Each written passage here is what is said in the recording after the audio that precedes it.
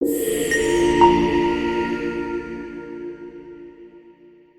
है, तो social religious reform is a very important topic, जिसमें से सबसे ज्यादा जो ट्रबलिंग क्वेश्चन आता है ना प्रीलिम्स में, यूपीएससी में, चाहे उड़ीसा पीएससी में हो, कोई भी स्टेट एग्जाम हो, उनमें जो सबसे ज्यादा तकलीफ देने वाला एक चैप्टर जो होता है ना, गिनती के कुछ 4-5 चैप्टर हैं जो मैं आपको बताऊंगा कि इन चैप्टर से सबसे ज्यादा तकलीफ देने वाले क्वेश्चन आते हैं। मतलब तकलीफ देने वाले क्वेश्चन इसलिए कि मतलब 4-5 चैप्टर कुछ ऐसे चैप्टर हैं जिनमें या तो कंफ्यूजन बहुत ज्यादा होता है उन चैप्टर में, पहला, या फिर उनमें इंफॉर्मेशन की कोई लिमिट नहीं है। तो ये एक वो वाला चैप्टर है जिसमें कंफ्यूजन की प्रॉब्लम नहीं है, जिसमें इंफॉर्मेशन बहुत हाई है। मतलब information, amount of information is so high कि बुक में तक कवरेज नहीं हो पाती, कितनी एक्सपेंसिव, कितनी मोटी बुक हो। तो ये एक वैसा चैप्टर है कि जिसमें आपको नई नई इन्फॉर्मेशन आपको हमेशा मिलती रहेगी कुछ ना कुछ। एंड इसीलिए यूपीएससी को ये चैप्टर बहुत पसंद है परेशान करने के लिए, जिसमें से वो आपको क्वेश्चन देता है। तो कहाँ से परेशान करने वाले क्वेश्चन आते हैं वो हम डिस्कस करेंगे अभी। Let's start with the chapter social religious reform movement. में हम वो रिफॉर्म मूवमेंट पढ़ रहे हैं जो 18th सेंचुरी और 19th सेंचुरी में कुछ मूवमेंट्स हुए थे, जिन्होंने सोसाइटी में कुछ चेंजेस लाने की कोशिश करी थी। तो अब ये जो मूवमेंट है इनको हम दो तरीके से क्लासिफाई कर सकते हैं। एक तो हम क्लासिफिकेशन इस हिसाब से कर सकते हैं कि या तो हम इस हिसाब से पढ़ें कि वो किस चीज पे फोकस कर रहा है, कि it is whether it is based on, मतलब उनका मेन एम क्या है। इनका मेन एम या तो इट कुड बी, अच्छा, कि जो भी मूवमेंट्स हैं सोशल रिफॉर्म मूवमेंट, हम उनको दो तरीके से क्लासिफाई कर सकते हैं। या तो उनका एम ऑफ फोकस या फोकस एरिया क्या है जिस पे वो काम कर रहे हैं, या फिर it could be based on the reason, कि वो किस रीजन पे काम कर रहे हैं, किस रीजनल लेवल पे वो काम कर रहे हैं। तो फोकस एरिया दो टाइप के हो सकते हैं, या तो वो रिलीजियस रिफॉर्म पे काम कर रहा हो, रिलीजन को रिफॉर्म करने की कोशिश कर रहा हो, या फिर वो किसी सोशल इशू पे काम कर रहा हो, किसी पर्टिकुलर सोशल इशू पे काम कर रहा हो। जैसे कि वुमेन रिलेटेड कोई इशू है स्पेसिफिकली उस पे काम कर रहा हो, चिल्ड्रन रिलेटेड कोई इशू है उस पे काम कर रहा हो, किसी भी पर्टिकुलर स्पेसिफिक इशू से रिलेटेड अगर वो डोमेन पे काम कर रहा है, तो वो एक डोमेन हो सकता है उसका फोकस एरिया। और दूसरा, हम क्लासीफाई कर सकते हैं रिफॉर्म मूवमेंट को रीजनली, कि वो नॉर्थ रीजन में हुआ था मूवमेंट या फिर ईस्टर्न रीजन में हुआ था। क्योंकि अगर आपको याद हो तो उस टाइम के इंडिया की मैं बात कर रहा हूँ 17th सेंचुरी और 18th सेंचुरी, जब हमारा इंडिया बहुत फ्रेगमेंटेड हुआ करता था। फ्रेगमेंटेड इन द सेंस बहुत सारे किंगडम बने हुए हैं बीच बीच में जो इंडिया को डिवाइड करते हैं। तो एक बंगाल वाला रीजन था जो ब्रिटिशर्स के अंडर में था, मेन बड़ा रीजन, प्रेसिडेंसी रीजन। एक मुंबई वाला रीजन था और एक मद्रास वाला रीजन था। तो ये तीनों रीजन एक दूसरे से कट ऑफ हुआ करते थे मेनली। तो इसलिए हर रीजन के अपने खुद के कुछ लीडर थे, अपने कुछ रिफॉर्मर्स थे, और इस कारण से जो मूवमेंट चलते थे सोशल रिफॉर्म मूवमेंट, उनमें बहुत ही कम एक या दो मूवमेंट ही थे जो बड़े लेवल पे इंडिया में पड़े हैं। कल हमने इंडियन नेशनल कांग्रेस का फाउंडेशन पढ़ा था, तो अगर आपको याद हो तो हमने एक चीज ये पढ़ी थी कि इंडियन नेशनल कांग्रेस पहला अटेम्प्ट था ऑल इंडिया लेवल पे ऑर्गेनाइज तरीके से सोसाइटी में कुछ चेंज लाने का। ये इंडियन नेशनल कांग्रेस का पहला बड़ा मूवमेंट था या पहला अटेम्प्ट था, दैट वाज केम इन 1885। इसके पहले के जितने भी मूवमेंट है, इसके पहले की जितनी भी ऑर्गेनाइजेशंस हैं, उनमें से कोई भी ऑल इंडिया लेवल पे नहीं थी और ये रीजनल लेवल पे काम थी। तो एक दूसरा तरीका है कि अगर हमको सोशल रिफॉर्म मूवमेंट को समझना हो कि इंडिया में सोशल रिफॉर्म मूवमेंट कहाँ पे कब कैसे चले, तो हम इस पॉइंट ऑफ व्यू से भी देख सकते हैं, डिस्कस कर सकते हैं कि किस रीजन में किस चीज के लिए कौन से मूवमेंट हुए। तो हम बेसिकली ये वाला एक क्लासिफिकेशन जो है इसके हिसाब से पढ़ते हैं, because it is easy to remember. And उसके बाद हमको एक रीजनल लेवल पे social and religious reform movement जितने भी हुए हैं वो एक बार समझ में आ जाता है, तो हम ऑल इंडिया लेवल पे फोकस, मतलब अपने हिसाब से उनको ऑर्गेनाइज कर लेते हैं अपने माइंड में, कि हमको समझ में आ जाए कि ऑल इंडिया लेवल पे पर्टिकुलर इशू के लिए कौन कौन से रिफॉर्म मूवमेंट हुए थे। ठीक है, तो let's start with our discussion. सबसे पहले तो हम इसका क्लासिफिकेशन देख लेते हैं, जो इंपॉर्टेंट मूवमेंट्स है जिनको हमको दिमाग में नजर मारनी है, रीडिंग करना है अच्छे से। इनके अलावा कुछ मूवमेंट और भी हैं जो मैं आपको बुक में बताऊंगा, बहुत छोटे छोटे मूवमेंट है, but these are the main movement जिन्होंने सोसाइटी को बड़े लेवल पे इम्पैक्ट किया था। सबसे पहले अगर मैं साउथ इंडिया की बात करूं तो there is a movement called theosophical movement. Then Shri Narayana Guru के अंडर में एक मूवमेंट हुआ था, SNDP movement. Then justice movement and then बुक्कालेगा मूवमेंट। ये चार मूवमेंट के बारे में देखेंगे। सेंट्रल इंडिया और महाराष्ट्र जो वाला जो रीजन है, उस रीजन की बात करूं मैं, वेस्टर्न इंडिया की, तो सतनामी मूवमेंट, परमहंस मंडली, प्रार्थना समाज, रेनुमाई मजदे सत्य शोधक समाज, ये पांच मेन मूवमेंट थे। देन बंगाल और ईस्टर्न रीजन की, नॉर्थ ईस्ट रीजन की अगर मैं बात करूं तो फराजी मूवमेंट। ये फराजी मूवमेंट हमने ऑलरेडी कवर कर लिया है जब हमने सिविल मूवमेंट्स या सिविल रिबेलियंस पढ़ने की कोशिश करी थी। ये रिफॉर्म मूवमेंट था बट बाद में वो रिवॉल्यूशन या रिबेलियन में कन्वर्ट हो गया था, तो इसलिए गवर्नमेंट ने इसको सप्रेस कर दिया था। जो नहीं पढ़े हैं हमने वो है Brahmo Samaj, Ramakrishna movement mission, young Bengal movement, ये इंपॉर्टेंट है। देन उसके बाद यूपी बिहार मतलब नदर्न इंडिया वाला जो रीजन है, अगर हम बात वहाँ की बात करें तो Deoband movement, Aligarh movement, Barelvi movement, Bharat धर्म महामंडल, ये रिफॉर्म मूवमेंट थे। इसमें से देवबंद मूवमेंट, बरेलवी मूवमेंट ये हमने ऑलरेडी कवर कर लिए थे। देवबंद मूवमेंट का अलीगढ़ मूवमेंट से क्या रिलेशन है ये आज हम डिस्कस करेंगे शॉर्ट में। भारत धर्म महामंडल ये एक मूवमेंट अलग था। देन उसके बाद Punjab and north west region की अगर मैं बात करूं तो वहाँ पे कुछ मूवमेंट थे जिनका नाम था निरंकारी मूवमेंट, नामधारी मूवमेंट, ये नामधारी आज भी एक्टिव है, नामधारी मूवमेंट आज भी चलता है पंजाब में। Then Arya Samaj and then Ahmadiya movement, these are the four movements which were active in Punjab या नॉर्थ वेस्ट रीजन। तो ये 5 रीजन्स के हमको मूवमेंट देखना है। इनमें से important ones are the southern ones, central या महाराष्ट्र वाला, और बंगाल एंड नॉर्थ ईस्ट वाला। ये 3 सबसे इम्पोर्टेंट मूवमेंट है क्योंकि इन्होंने रिलीजन से हट के, अगर आप पंजाब एंड नॉर्थ ईस्ट वाले और यूपी बिहार वाले मूवमेंट को देखेंगे तो ये movement more of the movement was on religious side. ये रिलीजन पे ज्यादा काम कर रहा था, सोशल रिफॉर्म पे कम काम कर रहा था। लेकिन साउथ इंडिया, महाराष्ट्र या वेस्टर्न इंडिया, बंगाल और नॉर्थ ईस्ट वाला जो रीजन है, ईस्टर्न साइड वाला है, ये 3 रीजन में स्पेसिफिकली रिफॉर्म करने के लिए भी काम चला है और साथ साथ में सोशल इश्यूज पे भी काफी काम हुआ। सोशल जो एविल्स थे उनको भी ट्रीट करने के लिए, उनको भी ठीक करने के लिए काफी सारे मूवमेंट चले। तो इन मूवमेंट्स को डिस्कस कर लेते हैं। सबसे पहले तो हम मूवमेंट को भी हम 2 तरीके से और क्लासिफाई करते हैं सब टाइप से, कि वो रिफॉर्म ऊपर से हुए थे या फिर नीचे से स्टार्ट हुए थे, मतलब टॉप डाउन अप्रोच थी या बॉटम अप अप्रोच थी। टॉप डाउन अप्रोच में कुछ मूवमेंट जो है ब्रिटिश गवर्नमेंट ने भी, मतलब कुछ रिफॉर्म जो है ब्रिटिश गवर्नमेंट ने भी करे हैं, जिनके ऑब्वियसली हमारी तरफ से, सोसाइटी की तरफ से प्रेशर था, लेकिन कई जगह कुछ इश्यूज पे, कुछ सोशल इश्यूज पे गवर्नमेंट ने, ब्रिटिश गवर्नमेंट ने अपनी तरफ से भी स्टेप्स लिए थे, कुछ एक्ट पास करके।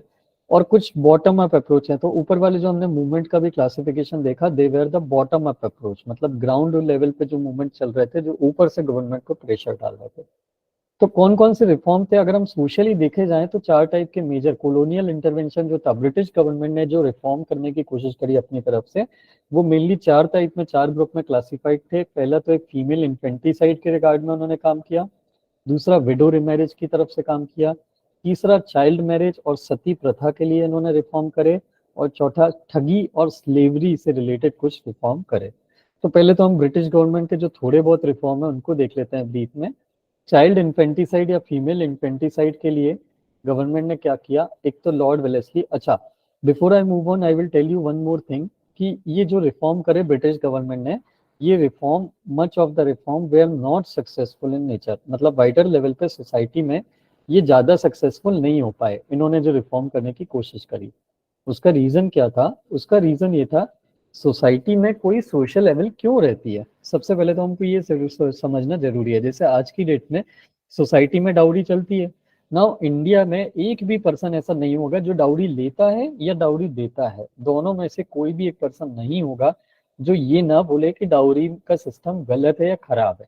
सबको पता है कि dowry is a bad system, but still dowry is prevalent in our society. हमारे यहाँ डाउरी बहुत चलती है इंडिया में पूरे। रीजन इज क्योंकि सोसाइटी कहीं ना कहीं उसको एक्सेप्ट करती है किसी ना किसी कारण से, और जब तक कोई चीज सोसाइटी एक्सेप्ट करती है, उसको फॉलो करती है ना, तब तक वो चीज गलत भी हो तो भी सोसाइटी उस चीज को काउंटर नहीं करती। और अगर आप उसको बदलने की कोशिश करेंगे ना जबरदस्ती, तो सोसाइटी आपके ही खिलाफ हो जाएगी। ठीक है, तो जब सोसाइटी में रिफॉर्म लाना हो तो रिफॉर्म, वही रिफॉर्म सक्सेसफुल हो पाता है जो रिफॉर्म सोसाइटी एक्सेप्ट करे, वो नहीं हो पाता जो सोसाइटी एक्सेप्ट नहीं करे। प्रॉब्लम यही थी, ब्रिटिश गवर्नमेंट क्या करती थी, सारे के सारे लॉज पास करके नीचे बोल देती थी कि आपको ये चीज इंप्लीमेंट करना है और ये रिफॉर्म लाना है, इसके लिए हम ये चीज बैन कर रहे हैं। बट जब तक सोसाइटी उसको गलत नहीं मानती, सोसाइटी में उसको करेगा कैसे कोई इम्प्लीमेंट।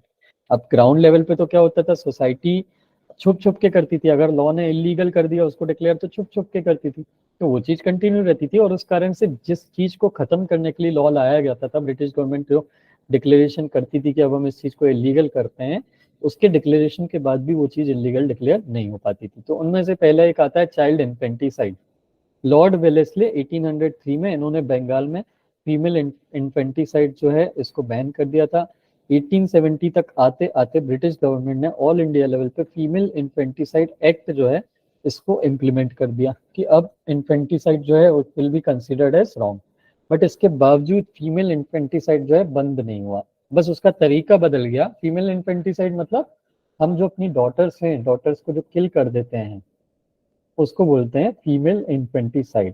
फीमेल चाइल्ड को किल कर देने को बोलते हैं फीमेल इन्फेंटिसाइड। तो ये चीज एक्ट लाने के बाद 1870 में एक्ट आ गया था। अब आप सोचो 1870 में एक्ट आ गया, लेकिन आज भी 2023 में भी हमारे यहाँ जो सेक्स रेशियो है वो कितना ज्यादा मेल के फेवर में है। बच्चियों की आज भी ग्रोथ नहीं होती, बच्चियों की आज भी नंबर ज्यादा नहीं है। जबकि एक चीज आपको मैं बता दूं क्लियरली कि बच्चियों के सरवाइव करने के चांस बर्थ के बाद ज्यादा होते हैं एज कम्पेयर टू मेल या बॉय चाइल्ड। इस एडवांटेज के बाद भी बच्चियों का नंबर कम है एज कम्पेयर टू बॉयज। उसका रीजन यही है कि बच्चियों को कहीं ना कहीं मार दिया जाता है किसी ना किसी दूसरे तरीके से। तो जब ब्रिटिशर्स ने फीमेल इन्फेंटिसाइड एक्ट ले आया और उन्होंने बोल दिया कि अब बच्चियों को, फीमेल गर्ल चाइल्ड को नहीं मारा जाएगा, ये जिसने भी मारा तो उसके ऊपर लॉ जो है मतलब उसको जेल में डाल दिया जाएगा। तो उसके बाद बच्चियों को मारने के लिए दूसरा तरीका लेने लगे। जिस भी फैमिली को बच्ची को नहीं पालना होता था वो फैमिली क्या करती थी, अपनी बच्ची को खाना पीना ठीक से नहीं देती थी, न्यूट्रिशन ठीक से नहीं देती थी, एक्स्ट्रा काम करवाती थी, इतना ज्यादा काम करवाती थी कि उस बेचारी की भूख के कारण खुद ही मौत हो जाती थी 2-3 साल की एज में, राइट। सो ये चीज होने के कारण चाइल्ड इन्फेंटिसाइड का जो ब्रिटिश गवर्नमेंट ने रिफॉर्म करा था वो कभी भी सक्सेसफुल नहीं हो पाया। सेकेंड थिंग वाज सती प्रथा। सती प्रथा को भी विलियम बेंटिक जो हमारे गवर्नर जनरल थे 1839 के टाइम पे, इन्होंने ब्रह्मो समाज या राजा राम मोहन रॉय जिन्होंने सती प्रथा को एबॉलिश करने के लिए बहुत ज्यादा काम किया है, तो उसके अगेंस्ट में भी काफी सारे मतलब विलियम बेंटिक ने या ब्रिटिश गवर्नमेंट ने 1839 में सती को एबॉलिश करने के लिए एक एक्ट निकाला। लेकिन उसके बावजूद ये सती प्रथा जो है एबॉलिश नहीं हो पाई। और अगर आपको याद हो तो ब्रिटिश गवर्नमेंट,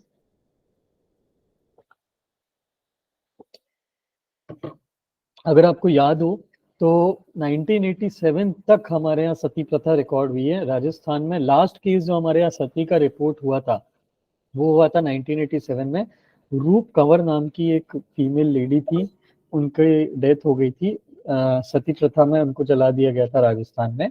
तो ये हमारे यहाँ प्रॉब्लम अभी भी चलती है कि सती प्रथा हमारे यहाँ बहुत प्रिविलेंट रही है 1987 तक। जबकि आप देखो 1839 मतलब अराउंड 150 ईयर्स पहले, अराउंड 150 ईयर्स पहले इसका लॉ हम पास कर चुके थे सती को इलीगल करने का। तो रीजन वही जो मैंने आपको बताया कि लोग जब तक सोसाइटी में कोई चीज एक्सेप्ट नहीं होती तब तक कोई भी रिफॉर्म या एक्ट ऊपर से जो किया जाता है वो सक्सेसफुल नहीं हो पाता। तो ये 1987 में रूप कवर का केस हुआ, ये इस चीज को इंडिकेट करता है। गवर्नमेंट को बहुत स्ट्रिक्ट एक्शन लेने पड़े तब जाके सती प्रथा जो है वो खत्म हो पाई। 1839 में जब ये एक्ट आया तो एक्ट आने के बाद भी फीमेल के लिए सती तो बैन हो गया, लेकिन अगर कोई फीमेल अपने हस्बैंड के खत्म होने के बाद, उसकी डेथ होने के बाद अगर खुद को खुद से ही नहीं मार देती थी तो सोसाइटी उसको ऑस्ट्रेसाइज कर देती थी। ऑस्ट्रेसाइज का मतलब होता है, एक वर्ड होता है जिसको बोलते हैं ऑस्ट्रेसाइज। ऑस्ट्रेसाइज मतलब किसी को अलग थलग कर देना। तो अगर कोई वुमेन सती प्रथा के अंदर में, मतलब सती प्रथा तो बैन हो गई, तो अगर कोई वुमेन अपने हस्बैंड की डेथ के बाद खुद को नहीं खत्म कर रही है तो सोसाइटी उसको एक इतनी तरह मतलब इतना डिस्क्रिमिनेट करती थी, उसको कोई भी सर्विस नहीं देता था, अपनी किराने की दुकान वाले को सामान नहीं देते थे। विधवा वाज बहिष्कार कर देते थे। हाँ, बहिष्कार कर देते थे, इसको बॉयकॉट या बहिष्कार बोलेंगे आप। पूरी की पूरी सोसाइटी उसको एक अलग थलग कर देती थी, तो उसके लिए जीने के लिए कुछ बचता ही नहीं था सिग्निफिकेंस। तो वुमेन खुद जाके अपना सुसाइड कर लेती थी इस तरह से। तो ये सती प्रथा वैसी आपकी ये सिस्टम पूरा चलता रहा, ठीक है। इनफैक्ट मैं आपको एक बात बताऊं तो अकबर जो है, मुगल टाइम पे अकबर को भी ये सती प्रथा जो है बिल्कुल पसंद नहीं थी। और कई बार इसने भी डायरेक्टिव इशू किया था अकबर ने कि सती किसी वुमेन को फोर्स ना किया जाए सती करने के लिए। बट स्टिल सोसाइटी में सती को लेके इतनी रिस्पेक्ट होती थी कि भाई कोई वुमेन अपनी हस्बैंड की डेथ पे अपनी जान दे रही है तो वो वुमेन हेवन जाएगी, इतना प्रेशर और फूल्स डालते थे वुमेन के ऊपर कि वुमेन खुद ही अपना सती कर लेती थी अगर कोई उसको मतलब सबके सामने नहीं भी बोल रहा हो, कोई डायरेक्टली नहीं भी बोल रहा हो उसको करने के लिए तो भी। तो ये सती प्रथा बैन कर दिया। देन विडो रीमैरिज की बात आई। विडो रीमैरिज के लिए ईश्वर चंद्र विद्यासागर जी एक हमारे सोशल रिफॉर्मर थे, उन्होंने बहुत काम किया, गवर्नमेंट को फोर्स किया कि आप हिंदू विडो रिमैरिज के लिए लीगलाइज इसको करिए, लीगल एक प्रोविजन बनाइए।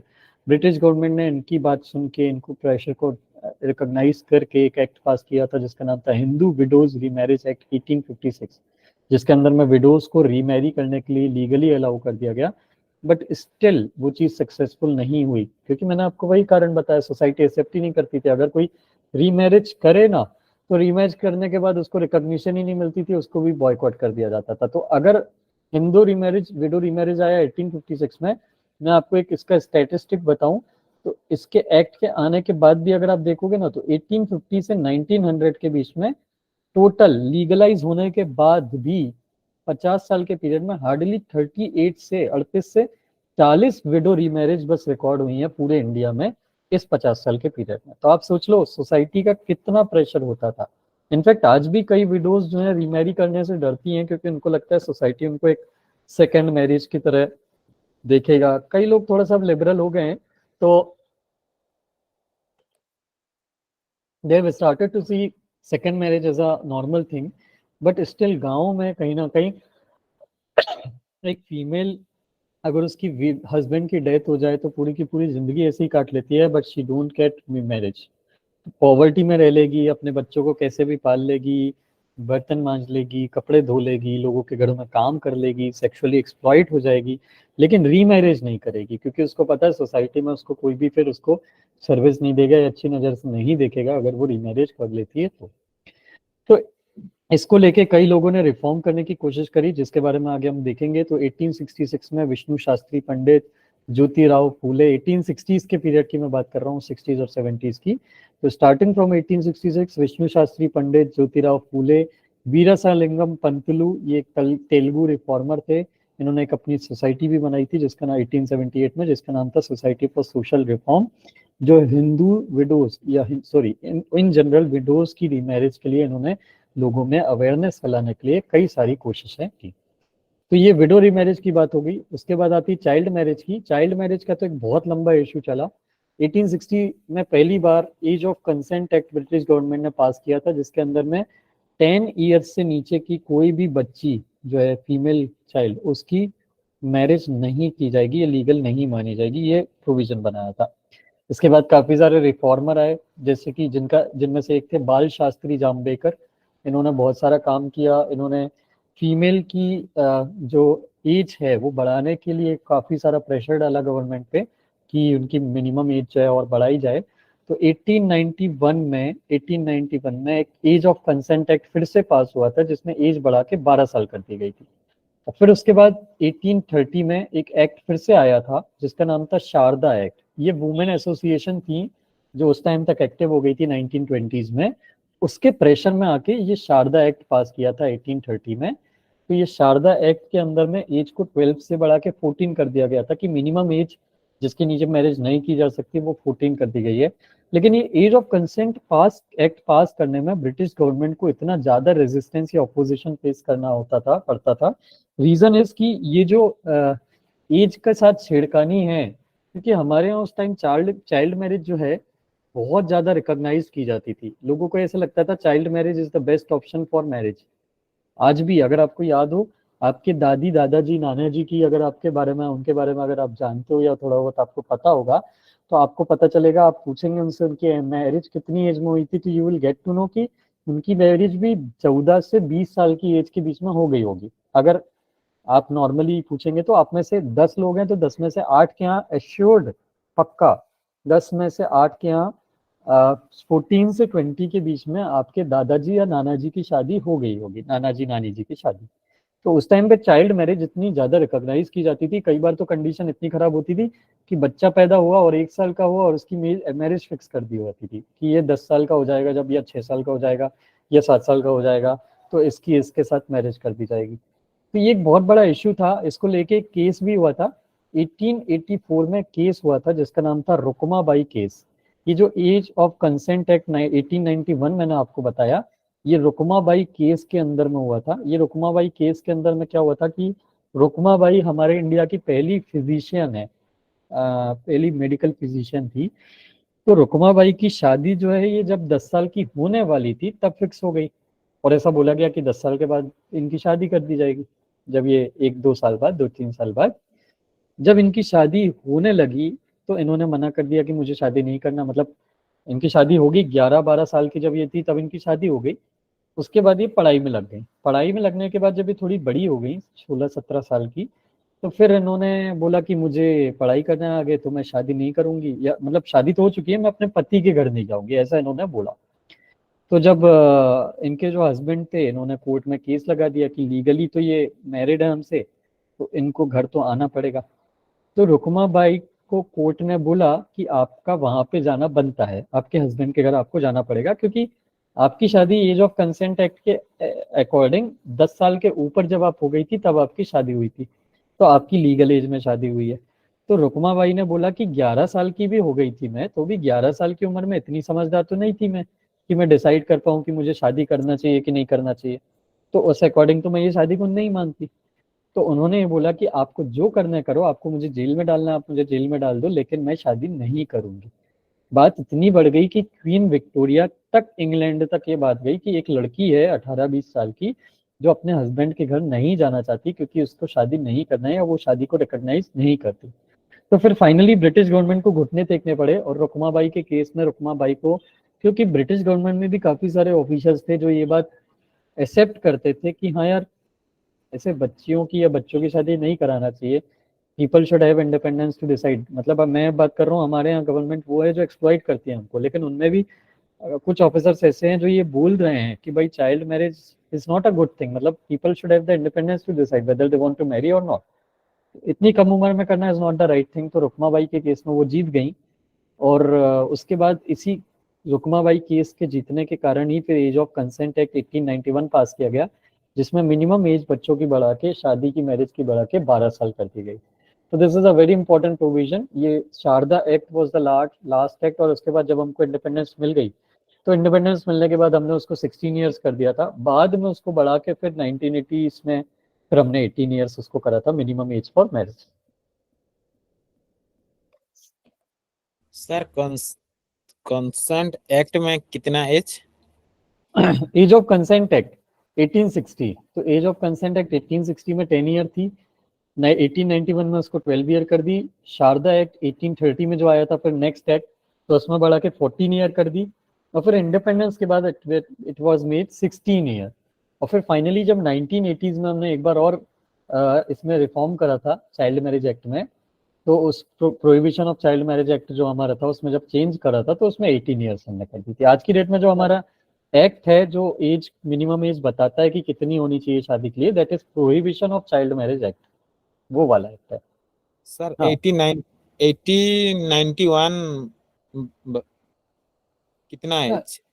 12 ईयर्स, 12 ईयर्स ये लिखा है यहाँ पे मैंने, 1891 में 12 ईयर्स।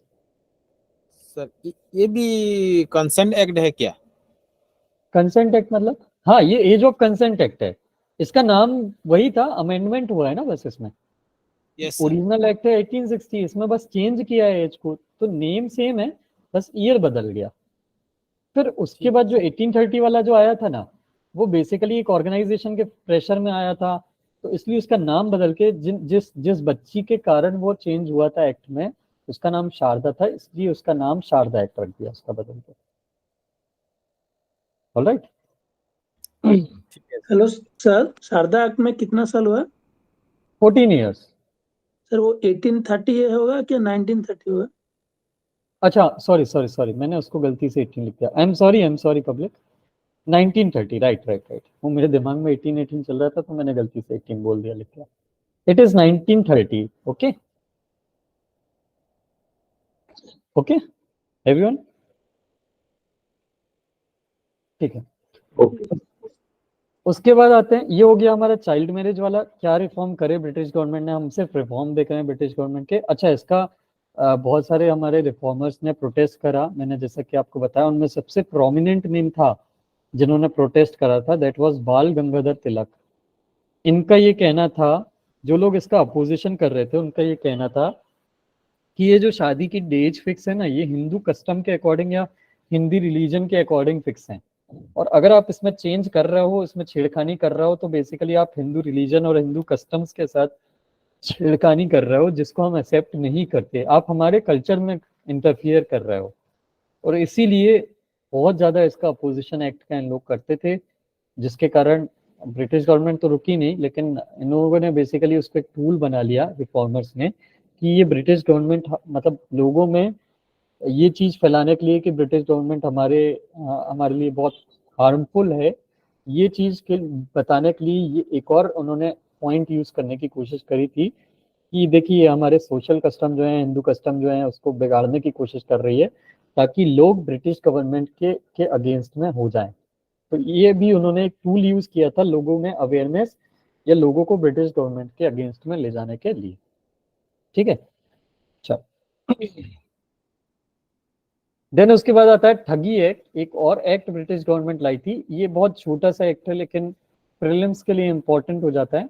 ठगी एक्ट 1836 के अंदर में क्या था, हमारे यहाँ बहुत सारी ट्राइब्स थी जो एक जगह से दूसरी जगह घूमती रहती थी।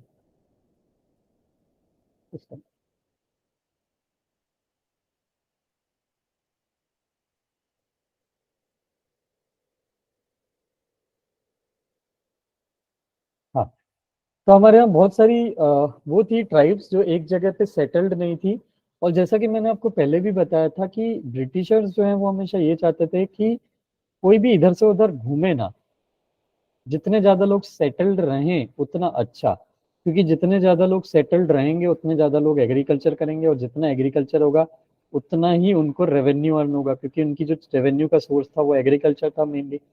तो रेवेन्यू जनरेशन बढ़ाने के लिए दे यूज टू फोकस ऑन कि एग्रीकल्चर जितना ज्यादा हो, जितने ज्यादा लोग सेटल्ड रहें उतना ही अच्छा है। और ऐसी ट्राइब्स जो एक जगह पे सेटल्ड नहीं होती थी और जो बेसिकली कुछ क्राइम भी कंडक्ट करती थी, कुछ ट्राइब्स थी जो क्राइम भी कंडक्ट करती थी, क्रिमिनल एक्टिविटी या डेकोइटी करती थी। कुछ ट्राइब्स जो उनका मेन सोर्स ऑफ इनकम क्या होता था, डेकोइटी, डकैती डाल के एक रीजन में आपने पुरानी पिक्चरें देखी होंगी ना, उसमें कुछ ट्राइब्स थी वो जंगल में गांव में आती थी, और गांव वालों को जैसे ही पता चलता था घोड़ों की आवाज आ रही है तो वो गांव छोड़ के भाग जाते थे, क्योंकि उनको पता होता था कि कोई ट्राइब्स आ रही हैं, कुछ डाकू आ रहे हैं, डकैत आ रहे हैं, उनके घरों से सब सामान छीन लेंगे और जो नहीं देगा उसको मार डालेंगे। तो वो घरों पे ताला डाल के भागने की कोशिश करते थे। तो ये जो डकैती करते थे इससे इनकी रेवेन्यू का लॉस होता था, और इनको कंट्रोल करने के लिए या प्रिवेंट करने के लिए 1836 में ब्रिटिश गवर्नमेंट ने एक एक्ट पास करा था, दैट वाज ठगी एक्ट, जिसके अंदर में जो भी ट्राइब्स जो सेटल नहीं हो रही है या डकैती के काम कर रही हैं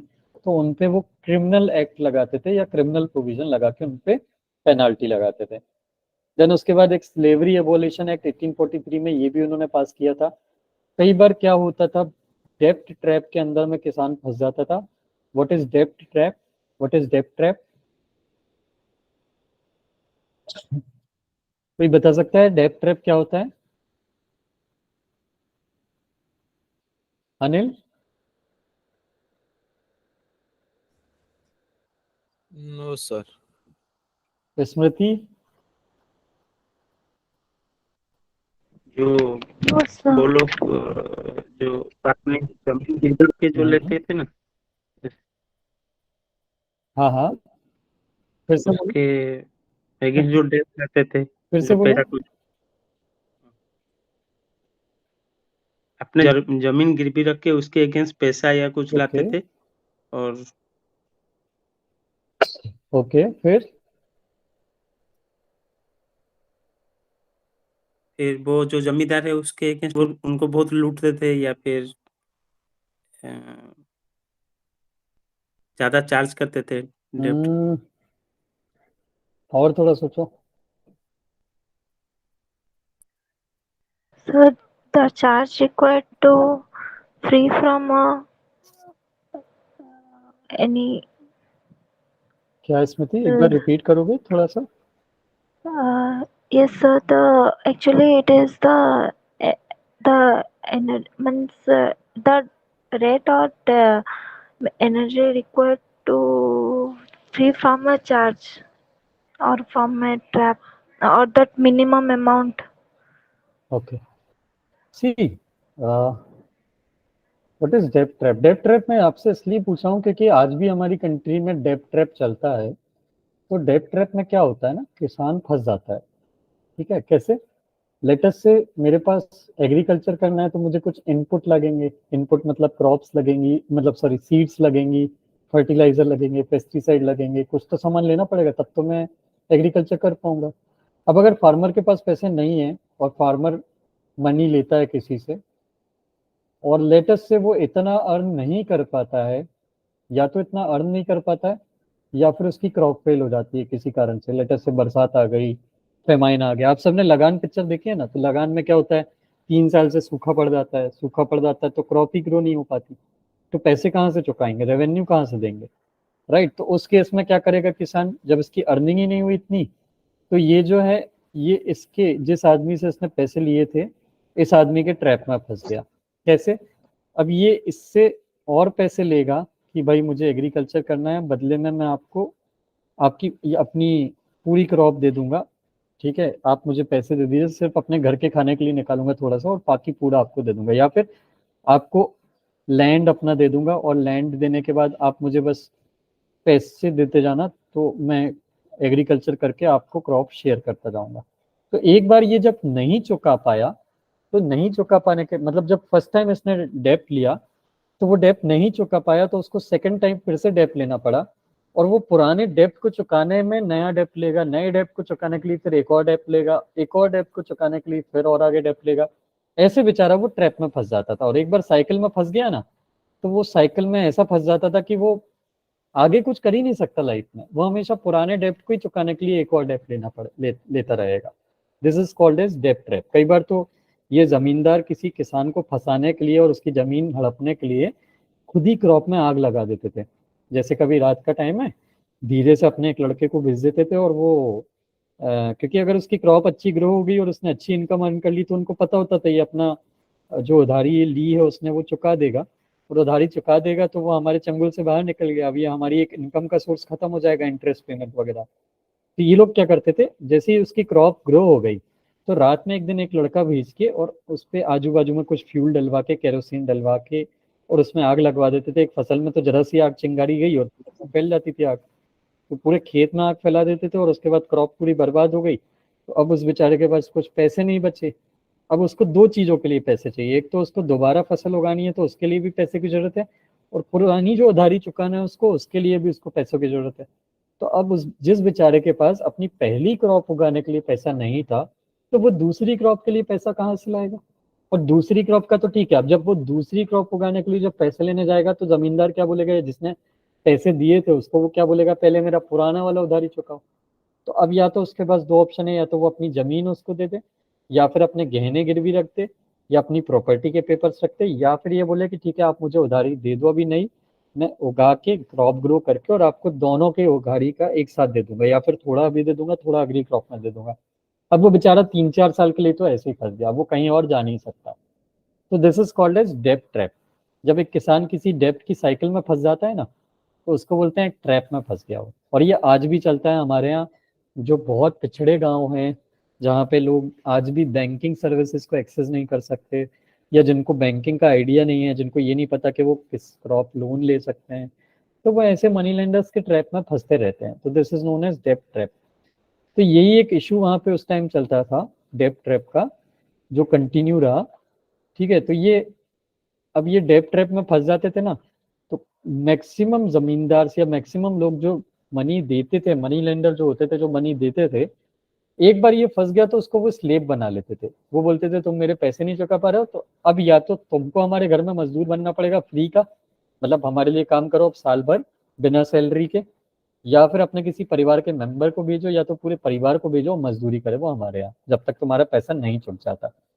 this use to become a slave. तो गवर्नमेंट ने ये चीज को रिकॉग्निशन में लिया, ब्रिटिश गवर्नमेंट ने, और उन्होंने स्लेवरी को एबॉलिश कर दिया कि कोई किसी को नॉन पेमेंट ऑफ डेब्ट के लिए स्लेव नहीं बना सकता।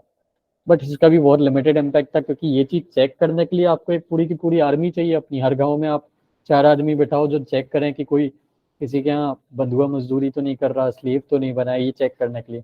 और ब्रिटिश गवर्नमेंट तो जहाँ पे भी उनकी जेब से पैसे लगते थे ऐसे के, अब वो इंडियंस के लिए तो ऐसे कोई मतलब वो कंसर्न नहीं थे ना कि इंडियंस का भला करना चाहते हैं, तो वो ऐसी किसी भी चीज पे पैसे खर्च करने से बचते थे जिससे उनको कुछ बेनिफिट ना मिले या प्रॉफिट रिटर्न में ना मिले। तो वो अलग से अगर हम आदमी को हर गांव में एम्प्लॉय करेंगे 2 आदमियों को, तो उनको सैलरी पे करनी पड़ेगी, उनके रेवेन्यू का लॉस होगा।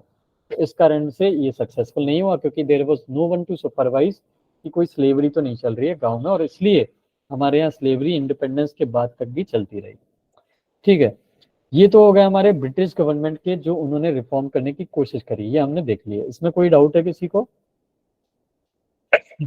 Anyone? No sir, okay, no sir.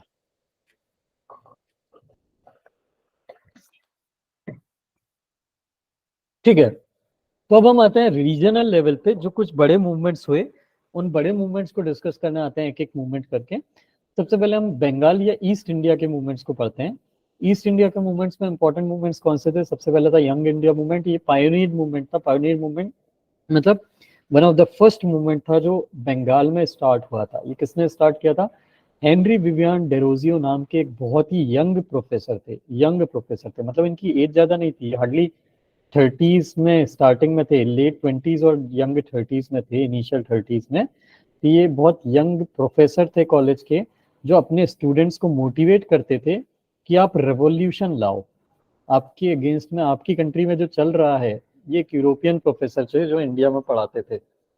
तो ये अपने स्टूडेंट्स को मोटिवेट करते थे कि आप अपनी कंट्री में रेवोल्यूशन लाओ, अपने रीजन में बंगाल में रेवोल्यूशन लाओ, क्योंकि आपका एक्सप्लॉयटेशन हो रहा है। आप जो सुपरस्टिशन में, आपकी जो सोसाइटी है वो सुपरस्टिशन में डूबी हुई है। एंड जब तक ये सुपरस्टिशन चलेंगे, जब तक ये सोशल एविल चलेगी सोसाइटी में, जो जो चीज़ें गलत होती हैं वो गलत चीज़ें चलती रहेंगी, तब तक आपका एक्सप्लॉयटेशन होता रहेगा। तो हेनरी विवियन डेरोजियो जो हैं, इन्होंने अपना एक मूवमेंट स्टार्ट किया था। इन्होंने ये और इनके जो स्टूडेंट्स हैं, इन्होंने जो सोसाइटी में चेंज लाने के लिए जो मूवमेंट स्टार्ट किया था, that is known as young India movement. इनके जो फॉलोअर्स होते थे इन मूवमेंट के, इनको बोलते थे डेरोजियंस, और ये कैलकाटा कॉलेज में प्रोफेसर थे या पढ़ाते थे। तो इन्होंने एक कॉलेज सेट करा था जिसका नाम था हिंदू कॉलेज कैलकाटा में, जो हिंदुइज्म को रिफॉर्म करेगा और हिंदुइज्म को चेंज करेगा, ताकि हिंदुइज्म में जितनी भी प्रॉब्लम्स हैं वो उस चीज को निकाला जा सके। तो this was a religious reform movement. इनका जो मेन आइडिया था दैट वाज रैशनलिस्ट, मतलब ये रैशनलिज्म को प्रमोट करना चाहते थे कंट्री में। ये रैशनलिज्म को प्रमोट करना चाहते थे रीजन में। What is rationalism? Can anyone tell me what is rationalism? Nehru? हाँ सर, जाति भेद सर। नहीं। What is rationalism? भेदभाव। नहीं। जो सर बॉय और हाँ, गर्ल्स का रेशियो। क्या जगमोहन? नो नो, क्या जगमोहन? एक बार फिर से रिपीट बॉय करोगे? और गर्ल्स का रेशियो सर। किसका? मैं समझ नहीं पाया जगमोहन, आवाज क्लियर नहीं है बॉय इस बार। सर बॉयज और गर्ल्स का रेशियो। नहीं नहीं। और कोई? नर्मदा?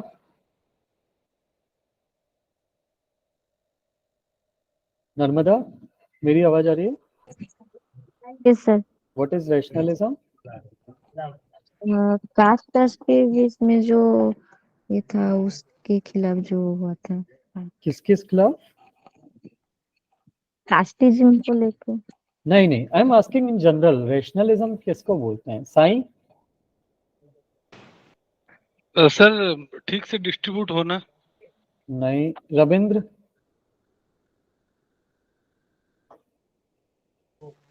बाद में वैष्णववाद।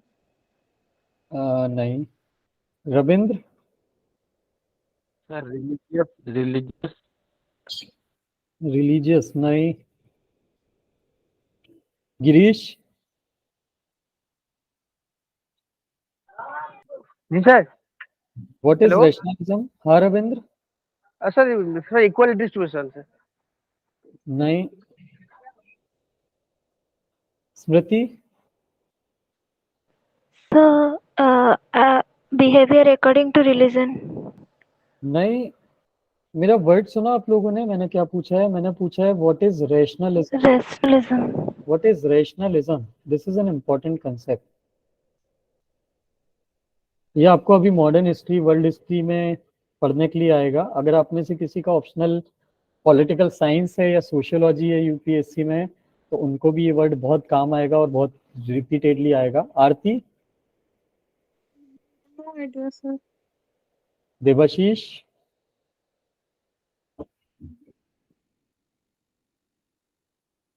Debashish? Not sure, sir. Okay, Bhagwan? No idea, sir. Okay. Public, this word rationalism is originated from Europe. आप लोगों ने एनलाइटनमेंट का पीरियड सुना है? रेनेसेंस वर्ड सुना है? जी जी। रेनेसेंस वर्ड कहाँ पे सुना है? अच्छा। कहाँ पे आया था रेनेसेंस रेनेसेंस? रेनेसेंस आया था 19th सेंचुरी में आया था सर। कहाँ पे आया था? सर 19th सेंचुरी में आया था कि Bengal. कहाँ पे आया था? कहाँ पे आया था? Which region I am asking? Sir Europe, Raja sir. Rammohan Roy. Europe Europe Europe. Anil, वो तो इंडियन रेनेसेंस है। मैं वर्ल्ड में पूछ रहा हूँ कि रेनेसेंस कहाँ पे आया था। तो रेनेसेंस एक 14 to 18 सेंचुरी के फेज का एक पीरियड है जो यूरोप में आया था। रेनेसेंस, रेनेसेंस का मतलब होता है पुनर्जन्म या निर्वाहन, जिसको बोलेंगे एक तरह से किसी चीज को जिंदा कर दिया जाए वापस, तो उसको बोलते हैं रेनेसेंस। तो वो रेनेसेंस क्यों आया था? यूरोप में क्या हुआ था कि एक पीरियड आया था जब यूरोप बहुत डाउन हो गया था, मतलब ना तो वहाँ पे एजुकेशन कुछ अच्छी हो रही थी। 14 सेंचुरी की मैं बात कर रहा हूँ, जब वहाँ पे ना तो एजुकेशन अच्छी थी, दुनिया एकदम ब्लीक थी, एकदम डल थी। मतलब सब कुछ, ना आर्ट था, ना कल्चर था, ना लिटरेचर था। हर कोई जो चर्च बोल देता था वो चीज मानता था, सब कुछ चर्च के ही फॉलो करते थे। तो 14 to 18 century was the period जब लोगों ने लॉजिक के बेस पे चीजों को क्वेश्चन करना शुरू करा। जैसे आप मुझे क्वेश्चन करते हो ना कि सर ये ऐसा क्यों है, ऐसे ही 14 to 18 सेंचुरी के पीरियड में यूरोप में लोगों ने अपनी गवर्नमेंट को, चर्च को, चर्च की बातों को क्वेश्चन करना शुरू करा था। This is called as logic के बेस पे जब आप किसी चीज को क्वेश्चन करना स्टार्ट करते हो ना, that is called as rationalism. इसको बोलते हैं रैशनलिज्म। तो हमारी जो 18 सेंचुरी में सोसाइटी थी, 19 सेंचुरी में, वो भी बहुत ज्यादा सुपरस्टिशन में दबी हुई थी। हम अंधविश्वासी थे बहुत ज्यादा। और हेनरी विवियन डेरोजियो और डेरोजियंस जो थे, इनका ये मानना था कि हमको सोसाइटी में रैशनलिज्म फैलाना है, कि मतलब हिंदू कल्चर में, हिंदू रिलीजन में जो भी अंधविश्वास है उनको कैसे खत्म किया जाए। तो इनका कहना था कि अंधविश्वास को खत्म करने के लिए ये तभी हो पाएगा खत्म जब लोग लोग चीजों को क्वेश्चन करेंगे कि ये चीज क्यों हो रही है। जैसे आज की डेट में आप कई बार पंडित जी से पूछते हैं ना, 7 फेरे क्यों लेते हैं शादी में, तो ही टेल्स कि ताकि आप 7 जन्म साथ में रहो। तो आप पंडित जी से अगर ये पूछो, अच्छा अगर हम 7 फेरे नहीं लेंगे तो 7 जन्म साथ में नहीं रहेंगे, आपको कैसे पता? तो देन पंडित जी ही won't be able to tell. तो you are questioning that tradition कि ये चीज क्यों करते हैं, इसका क्या बेसिस है, क्या लॉजिक है। आपको कैसे पता हम 7 जन्म जीते हैं? आपको कैसे पता ये हमारा 5? अगर हमारा 5 जन्म हो गए होंगे तो 2 ही बचे, तो 2 ही फेरे लेने चाहिए फिर तो हमको, राइट? अगर 3 जन्म 4 जन्म निकल चुके हैं और 5वां जन्म चल रहा है लेटर पे, तो उस हिसाब से तो 3 ही जन्म बचे, तो 3 फेरे और ले लो तो 7 जन्म हो जाएंगे कवर, राइट? तो ये चीजें आप करने लगते हो ना क्वेश्चन चीजों को, तो इसको बोलते हैं रैशनलिज्म। तो इनका कहना था कि आप हर चीज को क्वेश्चन करो। सोसाइटी में जितनी भी चीजें हैं, कास्ट की इशू है, ठीक है, इंटर कास्ट मैरिज नहीं करते, लोअर कास्ट अपर कास्ट के साथ बैठ के नहीं कर सकती, लोअर कास्ट अपर कास्ट के बीच में अनटचेबिलिटी का इशू है, लोअर कास्ट को टच नहीं करते, अनटचेबल माना जाता है उनको। तो इनका कहना था ये सारी चीजें खत्म करो, और ये सारी चीजें तब खत्म होंगी जब हिंदुइज्म में रैशनलिज्म आएगा। तो इनके अंदर में इनका ये था कि हम सोसाइटी को अवेयर करेंगे, ये बता के कि हम सोसाइटी को कि ये चीज आप जो कर रहे हो वो गलत है। लेकिन इनके साथ प्रॉब्लम क्या थी, इनका मूवमेंट सक्सेसफुल नहीं हो पाया। इनका मूवमेंट सक्सेसफुल इसलिए नहीं हो पाया क्योंकि ये जो है, ये इनके बोलने का जो तरीका था या इनकी जो चीजें कन्वे करने का तरीका था वो ऐसा था कि सोसाइटी को वो चीज एक्सेप्टेबल नहीं थी। ठीक है, अब मैं आपको एक एग्जांपल दे के समझाता हूँ। लेटेस्ट से आप एक बॉय हैं, ठीक है, या तो आप एक बॉय हैं या गर्ल है, लेटेस्ट से आप या बॉय या गर्ल, अपने हिसाब से जो भी आप हैं। लेटेस्ट से आपको कोई पर्सन पसंद है, आप किसी से प्यार करते हैं। अब आप you want to do love marriage, but आपकी फैमिली को वो चीज एक्सेप्टेबल नहीं है क्योंकि आप दोनों अलग अलग कास्ट से बिलोंग करते हैं। तो there are 2 things you can do अगर आप जेन्युइनली करना चाहते हैं तो। या तो आप क्या करोगे, अपने घर पे बोलोगे मैं तो जा रही हूँ, आपको जो करना है करिए, मैं अपने बॉयफ्रेंड के साथ या अपने गर्लफ्रेंड के साथ या जिसको आप प्यार करते हो उसके साथ I am going to go dinner lunch सब करने जाऊंगी, घूमने फिरने जाऊंगी, आपको जो करना है करिए। और दूसरा क्या होगा, आप घर पे बैठेंगे, आप उनसे बात करेंगे, आप उनसे प्यार से समझाएंगे कि वो मेरे केयर करेगा, वो मुझे अच्छे से रखेगा या अच्छे से रखेगी, एंड हम लोग अच्छे से खुशी खुशी हमेशा रह लेंगे, हमको कोई प्रॉब्लम नहीं आएगी, प्लीज आप लोग मान जाइए। आप लोगों को क्या लगता है कि कौन सा तरीका अच्छा होगा? वो आप ये भी बोल देते हैं अपने पेरेंट्स से कि जब तक आप लोग नहीं बोलेंगे हम लोग कुछ नहीं करेंगे, हम लोग मिलेंगे भी नहीं, बट प्लीज हमको अलाउ कर दीजिए। मुझे ये बताइए किस केस में ज्यादा चांसेस हैं कि आपके पेरेंट्स आपकी बात मान जाएंगे, पहले वाले में या सेकंड वाले में? सेकंड में। सेकंड में। कोई ऐसा है जिसको लगता है नहीं सर पहले वाले में ज्यादा चांसेस हैं? कोई है सर? No sir. पक्का ना? नेहरू, फर्स्ट वाला मेथड लोगे कि जी सेकंड सर, वाला मेथड लोगे? Second sir. पक्का? ओके, मतलब पक्का प्लान है ऐसा करने का, right? I have already married from अच्छा, ये 15 ओ years, ओ last from 15 years. Okay, I am sorry then, okay. ठीक है, मैं मजाक कर रहा था ना, कोई भी सीरियस मत लेना। And also got love marriage, sir. अच्छा, यू गॉट लव मैरिज, कौन सी मेथड यूज करी थी, फर्स्ट वाली की सेकंड वाली? Second one, sir. Okay great. Intercaste also. Okay, intercaste, okay great, congratulations, and may you मतलब really you people live Thank you, sir. हमेशा। Okay, Thank you, sir. तो मैं मजाक करता हूँ ऐसे, अगर किसी को मजाक, प्लीज किसी कोई भी मेरी बात का मजाक का बुरा मत मानिएगा, मैं बस नॉर्मली ऐसे ही डिस्कस कर रहा हूँ ताकि आप थोड़ा सा अच्छे भी खुश भी रहें लेक्चर के टाइम पे। ओके, चलिए, सो आई वाज टेलिंग कि second method is more good, जिसमें चांसेस ज्यादा हैं। तो वही चीज सोसाइटी में भी होती थी, अगर कोई लीडर आ रहा है, कोई रिफॉर्मर आ रहा है और कोई ऑर्गेनाइजेशन आ रही है और वो ये बोल रही है कि सोसाइटी में ये चीज गलत है, आप अगर पेरेंट्स पे ये बताते हैं कि इंटरकास्ट मैरिज गलत नहीं है, सही है, तो उसको बताने का भी एक तरीका होता है कि जिसमें ज्यादा चांसेस हो कि आपके पेरेंट्स मान जाएंगे।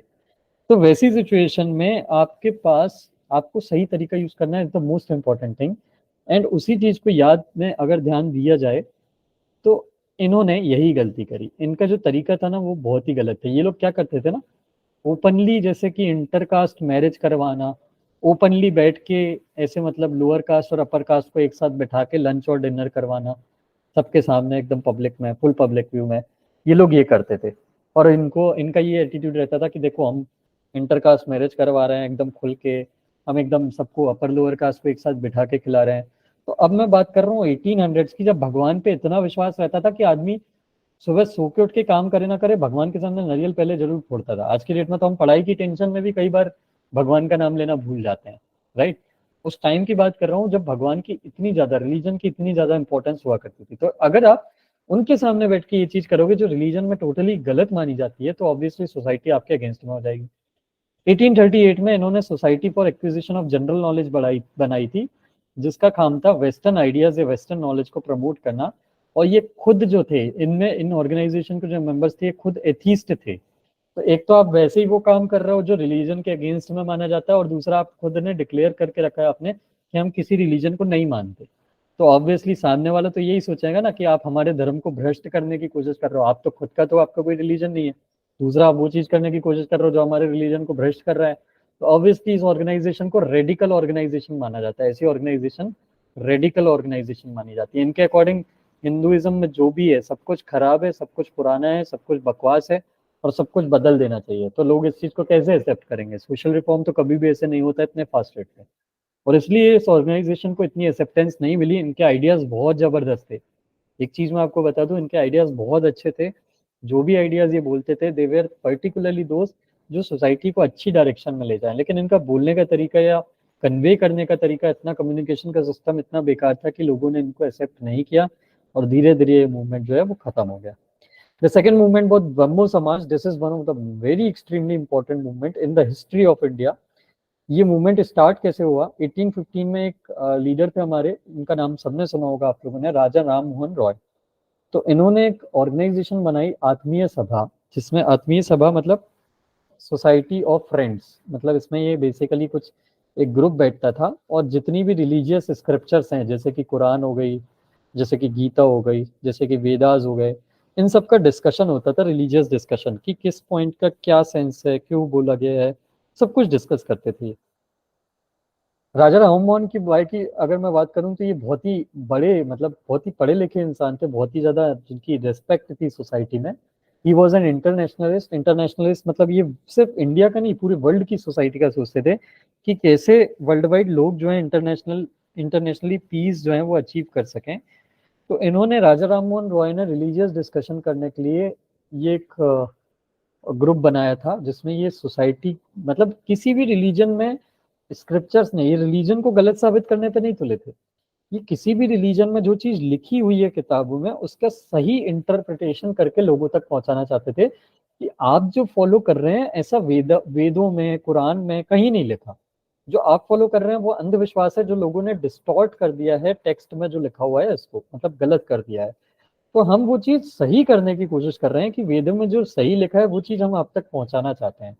तो इनका जो मेन एम था, 1828 में इन्होंने ब्रह्मो सभा, आत्मीय सभा का नाम बदल के पहले उन्होंने ब्रह्म सभा कर दिया था, बाद में उसका नाम बदल के इन्होंने कर दिया ब्रह्म समाज। इनका मेन एम था ये हिंदुइज्म में जितनी भी गलत चीजें प्रिवेलेंट थी, स्प्रेड थी, उसको रिमूव करना चाहते थे। तो इनके अकॉर्डिंग हिंदुइज्म में क्या क्या चीजें गलत थी, एक तो आइडोलेट्री गलत थी। आइडोलेट्री मतलब मूर्ति पूजा, मूर्तियों की पूजा करने को ये गलत मानते थे। इनके हिसाब से मूर्तियां कुछ नहीं है, पत्थर हैं जिसमें लोग गलत विश्वास रखते हैं, वो सिस्टम गलत है। देन मोनोथीज्म इनके लिए सही था। पॉलीथीज्म के अगेंस्ट में ये थे। इनके अकॉर्डिंग कोई मल्टीपल भगवान नहीं होते, एक ही भगवान होता है और वो एक ही भगवान सब कुछ होता है और एक ही भगवान की पूजा की जानी चाहिए। तो polytheism is wrong, monotheism is good, and caste system जो है ऐसा कहीं भी नहीं लिखा है वेदों में, ऐसा उनका कहना था। इसलिए कास्ट सिस्टम इंसान ने बनाया है जो सोसाइटी को ब्रेक करता है या तोड़ता है, इसलिए कास्ट सिस्टम नहीं होना चाहिए। तो इसलिए बेसिकली कुल मिला के बोला जाए तो उन्होंने सोसाइटी में रिलीजन पे बेस्ड जितनी भी एविल्स थी, जितनी भी बुरी चीजें थी पहली उनकी, उन सब पे अटैक किया और उन सब के अगेंस्ट में बोला। 1819 में इन्होंने एक जर्नल या किताब भी लिखना शुरू करी, मैगजीन भी लिखना शुरू करी राजा राम मोहन रॉय ने, जिसका नाम था संबत कौमुदी जर्नल। ये मैगजीन्स के नाम एग्जाम में आते हैं, इसलिए बहुत इंपॉर्टेंट है कि ये मैगजीन्स के नाम आप पढ़ें। पॉवर्टी, इग्नोरेंस, मास एजुकेशन के लिए इनका कोई प्रोग्राम नहीं था और यही इनका एक सबसे बड़ा वीक एरिया था। इनका सबसे बड़ा वीक पॉइंट क्या था, जैसे हमने अभी ऊपर जो यंग बंगाल मूवमेंट पढ़ा, उनका सबसे वीक पॉइंट क्या था कि उनकी बातें अच्छी थी लेकिन बातों को कम्युनिकेट करने का तरीका बहुत गलत था। इनके साथ दूसरा इशू था, इनके साथ दूसरा इशू क्या था, इनकी बात करने का या लोगों तक बात पहुंचाने का तरीका सही था, लेकिन ये जो प्रॉब्लम थी बेस प्रॉब्लम, उस पर काम नहीं कर रहे थे लोग। अंधविश्वास में थे क्यों? लोग अंधविश्वास में इसलिए थे क्योंकि गरीबी में रहते थे, एजुकेशन नहीं थी उनके पास, इग्नोरेंस में रहते थे। अगर लोगों को आपको बाहर निकालना है ना कभी भी किसी गलत चीज से, तो आपको उनको एजुकेट और अवेयर करना चाहिए। जब उनके पास एजुकेशन आएगी ना तो वो खुद ही लोगों चीजों को क्वेश्चन करने लगेंगे और खुद से ही गलत चीज को रिजेक्ट करने लगेंगे। जैसे आज से 20 साल पहले तक ये होता था कि रास्ते पे से अगर कोई काली बिल्ली निकल जाए तो लोग खड़े रहते थे कि जब तक कोई और नहीं निकल जाएगा तब तक हम नहीं निकलेंगे। जैसे जैसे लोग और पढ़े लिखे होने लगे अब लोग मैटर नहीं करते। अब 10 काली बिल्ली भी निकल जाए ना तो भी लोग आराम से निकलते हैं, क्योंकि लोग पढ़े लिखे हो गए हैं, उनको समझ में आ गया है कि ये काली बिल्ली से जिंदगी चलने का कोई रिलेशन नहीं है। तो लोगों में मास एजुकेशन अवेयरनेस आती है, पॉवर्टी खत्म होती है, तो लोग खुद जो गलत चीजें सोसाइटी में प्रिवेल करती हैं उसको एंड करने की कोशिश करते हैं। इनके ये वीक एरिया था। इसके बाद सोसाइटी का क्या हुआ, ये ब्रह्मो समाज की बात करें अगर मैं, तो 1839 में राजा राम मोहन रॉय जो इसके हेड थे उनकी डेथ हो गई। तो अब ऑर्गेनाइजेशन चलाने के लिए कोई नया पर्सन आएगा। तो 1839 में एक और ऑर्गेनाइजेशन थी बंगाल में जिसका नाम था तत्व बोधनी सभा। ये तत्व बोधनी सभा जो है एक दूसरी ऑर्गेनाइजेशन थी जो छोटे लेवल की थी बहुत। ब्रह्मो समाज जितनी बड़ी नहीं थी, बहुत छोटी थी, कलकत्ता में काम करती थी, लेकिन इसका काम वही था, ये भी वही काम कर रही थी जो ब्रह्मो समाज कर रही थी। तो 1839 में इनको ब्रह्मो समाज से इनविटेशन मिला इनके लीडर को। इनके लीडर कौन थे? देवेंद्रनाथ टैगोर। रविंद्रनाथ टैगोर जी के जो पिता थे देवेंद्रनाथ टैगोर, ये तत्वबोधिनी सभा इन्होंने बनाई थी। देवेंद्रनाथ टैगोर जो है ये ब्रह्मो समाज में इनके मेंबर बन गए और इसलिए ब्रह्माइट कहलाने लगे। 1843 में ये ब्रह्मो समाज के मेंबर बन गए। इसके बाद तत्वबोधिनी सभा को इन्होंने ब्रह्म समाज में मर्ज कर दिया या मिला दिया 1843 में। एक मैगजीन थी हालांकि जिसको ये पहले भी लिखते थे, मर्ज करने के बाद भी ब्रह्म समाज में लिखते रहे, जिसका नाम था तत्वबोधिनी पत्रिका, जिसमें वो ये आइडिया जो राजा राम मोहन रॉय के आइडिया थे उसको वो लिख के लोगों में पहुंचाने की कोशिश करते थे। फिर उसके बाद ये ऑर्गेनाइजेशन जो थी ब्रह्मो समाज, ये आगे चलने लगी, सेम काम करती रही देवेंद्रनाथ टैगोर के अंदर में। 1857 में एक फेमस पर्सनैलिटी थे बंगाल के जिनका नाम था केशव चंद्र सेन। ये ब्रह्मो समाज के मेंबर हो गए और ये उसके सीनियर मेंबर थे, मतलब ये बड़ी पर्सनैलिटी है ना, तो ये सीनियर मेंबर में काउंट किए जाने लगे। तो इन्होंने भी अपने आइडिया रखने शुरू करे ऑर्गेनाइजेशन में कि ऑर्गेनाइजेशन को क्या करना चाहिए क्या नहीं करना चाहिए। और वहीं पे इनके देवेंद्रनाथ टैगोर से कुछ डिफरेंस आने लगे, क्योंकि देवेंद्रनाथ टैगोर ब्रह्म समाज को कहीं और ले जाना चाहते थे और केशव चंद्र सेन कहीं और ले जाना चाहते थे। केशव चंद्र सेन जो थे ये थोड़े रेडिकल थे। रेडिकल मतलब ये सोसाइटी में स्लो चेंज नहीं लाना चाहते थे, ये फास्ट चेंज करवाना चाहते थे सोसाइटी में। इसके बाद अभी ये ब्रह्मो समाज किस पे फोकस है, रिलीजन में जो प्रॉब्लम्स है उसको चेंज करने पे फोकस है। केशव चंद्र सेन का कहना था कि हमको सिर्फ रिलीजन में जो चेंज इश्यूज हैं उसको रिजॉल्व नहीं करना है, हमको जो सोसाइटी में इश्यूज हैं उनको भी चेंज करना है। जो कास्ट सिस्टम के इश्यूज हैं, वुमेन एजुकेशन से रिलेटेड इश्यूज हैं, इन पे भी काम करना चाहिए। और तीसरी चीज केशव चंद्र सेन ये चाहते थे कि ब्रह्मो समाज ऑल इंडिया लेवल पे काम करे, जबकि देवेंद्रनाथ टैगोर जी का ही मानना था कि नहीं, हम बंगाल में ही पहले सक्सेसफुली काम करना चाहते हैं, जब हम बंगाल में सक्सेसफुल हो जाएंगे उसके बाद देखेंगे। तो इन चीजों पे दोनों में डिफरेंसेस आ गए और 1866 में ब्रह्मो समाज जो है दो पार्ट में ब्रेक हो गई। एक तो देवेंद्रनाथ टैगोर के अंदर में जो ओरिजिनल वाली थी जिसका नाम था आदि ब्रह्मो समाज, और दूसरी जो टूट के एक नया टुकड़ा बना, नया ग्रुप बना, जो कुछ फॉलोअर्स निकल के केशव चंद्र सेन के साथ चले गए, उन्होंने एक नई ऑर्गेनाइजेशन बना ली, ब्रह्म समाज ऑफ इंडिया या फिर भारतीय ब्रह्म समाज। तो भारतीय ब्रह्म समाज जो है इन्होंने रेडिकल रिफॉर्म्स पे काम करना शुरू करा कि हम सोसाइटी को बहुत फास्ट रेट पे चेंज करेंगे, और इन्होंने ब्रह्म समाज को एक ऑल इंडिया मूवमेंट बनाने पे काम करना शुरू करा। इनका ही प्रेशर था या इनका ही एक तरह से काम जो या मेहनत थी कि जिसके अंदर में ब्रिटिश गवर्नमेंट ने इनके प्रेशर में आके एक एक्ट पास किया जिसका नाम था native marriage act 1872। Native marriage act 1872 ने एक तो जो कास्टलेस मैरिज थी, मतलब इंटरकास्ट मैरिज जो थी, उसको लीगलाइज करा पहला तो, और दूसरा पॉलीगैमी को एबॉलिश कर दिया। पॉलीगैमी को एबॉलिश कर दिया नेटिव मैरिज एक्ट के अंदर में, पॉलीगैमी को एबॉलिश कर दिया गया। What is polygamy? More than one marriage. Yes, more than one marriage. जब एक मेल मल्टीपल फीमेल्स से मैरिज करता है उसको पॉलीगैमी बोलते हैं, एंड जब एक फीमेल मल्टीपल मेल्स से मैरिज करती है तो उसको क्या बोलते हैं? Can anyone tell me? Can anyone tell me? Aarti?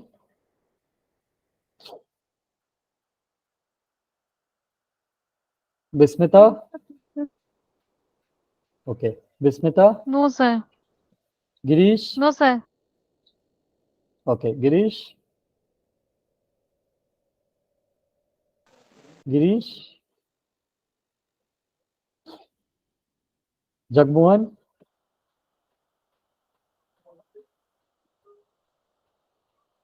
Jagmohan? Sorry, sir. No idea. Okay, Sorry, sir. No idea, sir. Sai?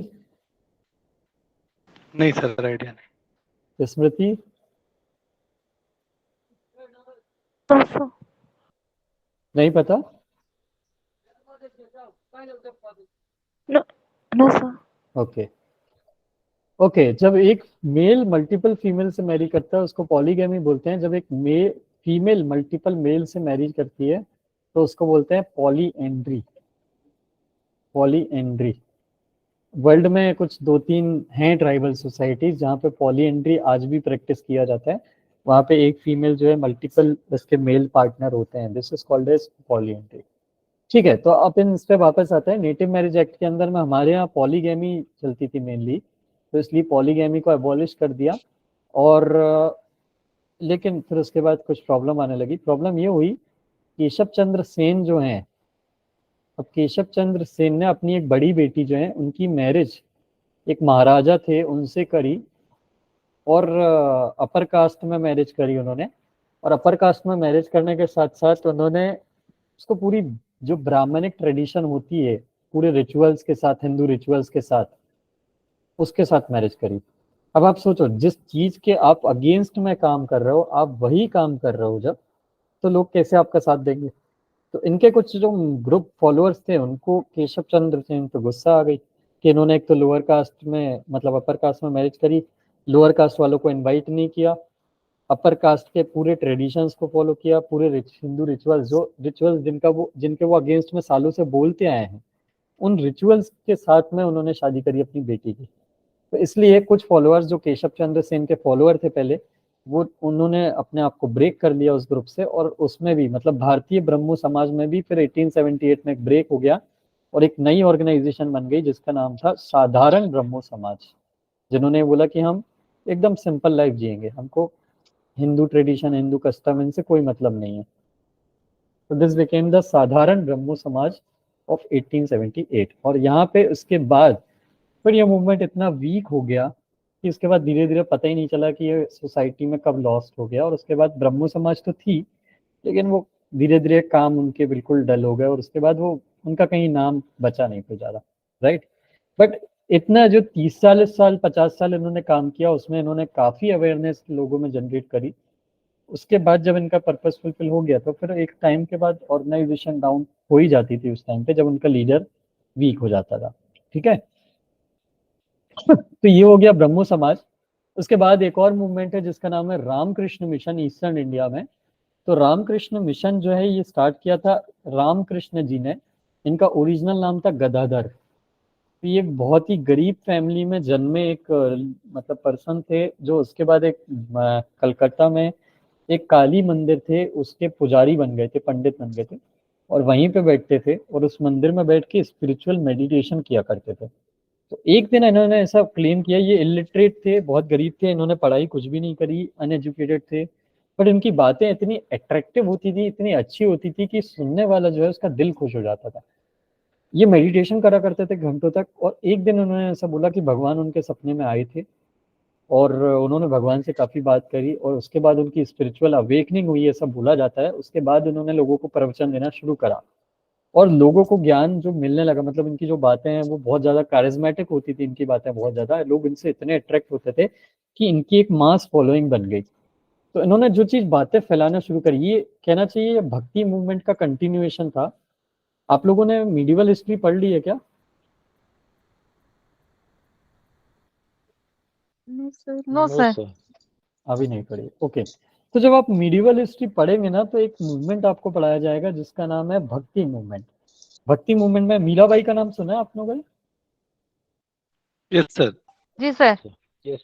Mirabai ji हो गए राजस्थान में, कृष्ण जी के फॉलोअर भक्ति भक्ति में, राइट। तो मीराबाई हो गए, तुलसीदास जी हो गए, ऐसे कुछ तुकाराम जी हो गए, संत तुकाराम जी, ऐसे कुछ लीडर आए थे 11th to 14th सेंचुरी के बीच में, जिन्होंने, कबीर जी हो गए, रहीम जी हो गए, ऐसे कुछ लीडर आए थे 11 to 15 सेंचुरी के बीच में, जिन्होंने ये जो रिलीजन पे कुछ लोगों का कंट्रोल है और जो रिचुअल्स हैं उनके अगेंस्ट में बात करी थी। उनका ये कहना था कि भगवान सबका होता है, एक तरह से ये बात बोली थी।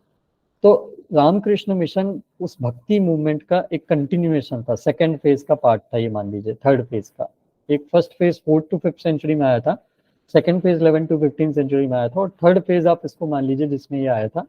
तो इन्होंने जो बात बोली थी, रामकृष्ण जी ने जो बात बोली थी वो ये थी कि religion is universal, religion is universal, मतलब भगवान सबके हैं। और इन्होंने जो बात बोली थी कि गॉड जो होते हैं ये अलग अलग गॉड नहीं होते। हर रिलीजन जो बोलता है ना हमारे ये गॉड है, अल्लाह अलग है, जीसस अलग है, कृष्ण जी अलग है, ये सब भगवान जो अलग है, ये अलग कोई नहीं है, भगवान एक ही है। ये जो अलग अलग रिलीजन, ये अलग अलग रिलीजन बस तरीके अलग अलग बताता है कि आप कैसे भगवान के पास जा सकते हो। तो भगवान एक ही है, उसके नाम अलग अलग दे दिए हैं इन लोगों ने, और रास्ते बस अलग अलग है जिससे आप भगवान के पास जा सकते हो। ये इनका मेन एम था।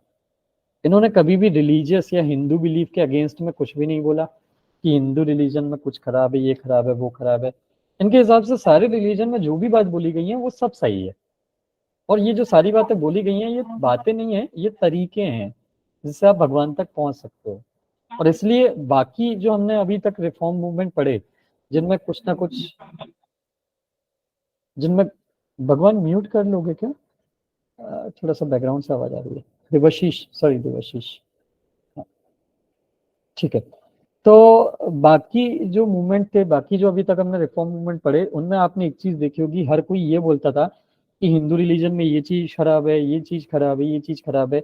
रामकृष्ण मिशन ने ऐसा कुछ भी नहीं बोला कि हिंदी रिलीजन में ये खराब है, वो खराब है, ये खराब है। इनका ये कहना था कि किसी रिलीजन में कुछ खराब नहीं है, सब रिलीजन अपने हिसाब से बोलते हैं कि भगवान के पास पहुंचने का क्या रास्ता है। रामकृष्ण मिशन को जो जिस आदमी ने फेमस करा वो थे स्वामी विवेकानंद जी।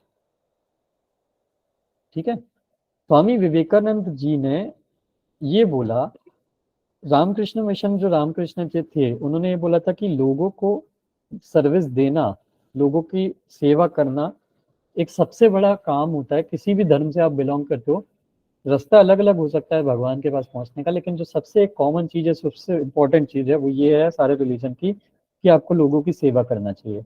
और इस आइडिया को विवेकानंद जी ने पॉपुलर करा। अब विवेकानंद जी को हम क्यों रिकॉग्नाइज करते हैं? विवेकानंद जी के सबसे बड़ी जो कहना चाहिए कंट्रीब्यूशन है हमारे रिफॉर्म मूवमेंट में, वो आती है उनकी रिलीजन की इम्पोर्टेंस से। विवेकानंद जी पहले इंसान थे जिन्होंने हिंदू रिलीजन या हिंदू कल्चर को दूसरे कल्चर से इंफीरियर बताने की कोशिश नहीं करी। एक कॉन्फ्रेंस हुई थी शिकागो में 1892 में, जिसका नाम था world parliament of religion across the world. जितने भी मेजर रिलीजन है उनके कुछ स्कॉलर्स जो थे, वो स्कॉलर्स आते थे और हर साल मीटिंग करते थे। तो शिकागो में 1892 में मीटिंग हुई थी, जिसमें विवेकानंद जी गॉट इनवाइटेड कि आप आइए और अपने रिलीजन के कुछ फीचर बताइए।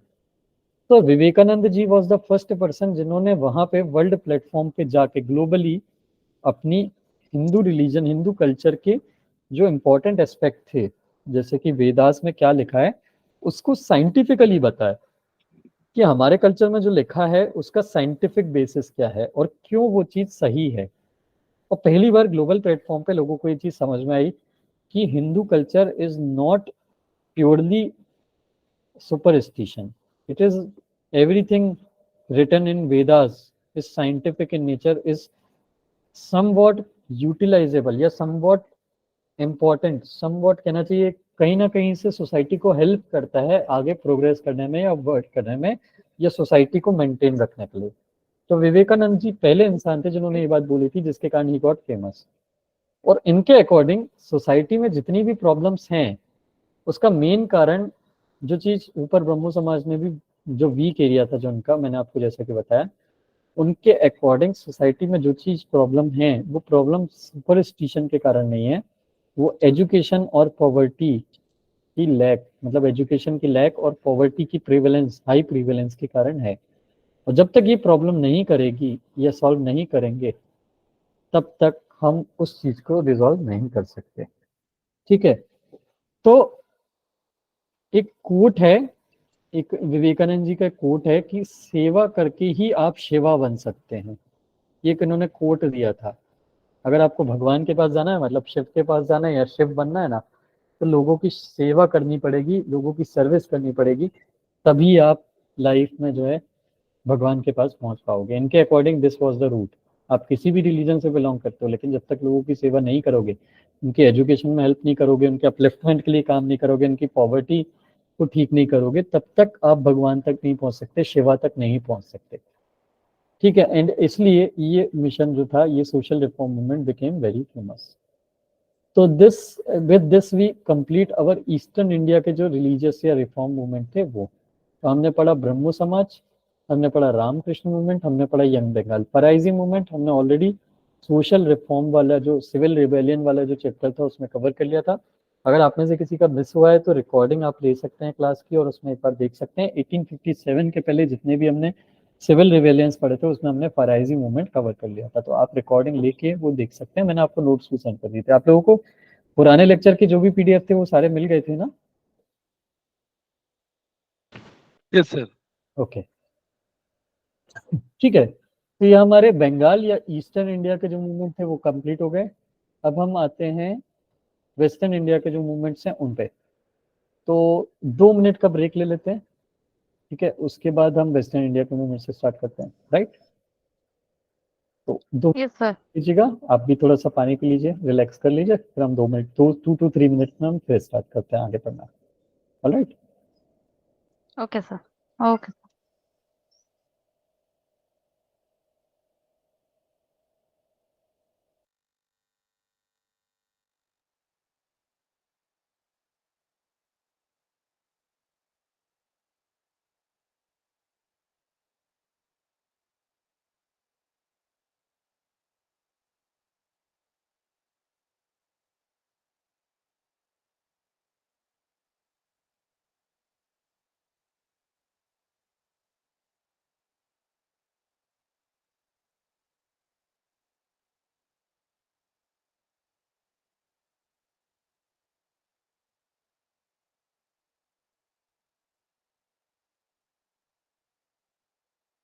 तो वेस्टर्न इंडिया के मूवमेंट की अगर हम बात करें तो सबसे पहले ये चीज जो इम्पोर्टेंट चीज है वो ये है कि इसके यहाँ इस रीजन में जो रिफॉर्म मूवमेंट हुए वो दे वर मोर सोशल देन रिलीजियस। मतलब अभी हमने जो ईस्टर्न इंडिया के जो मूवमेंट्स पढ़े उसमें एक चीज आपने ऑब्जर्व करी थी कि दे वर मोर फोकस्ड ऑन कि हिंदुइज्म में क्या है, क्या सही है, क्या गलत है, क्या नहीं है, इन चीजों पे वो ज्यादा फोकस था।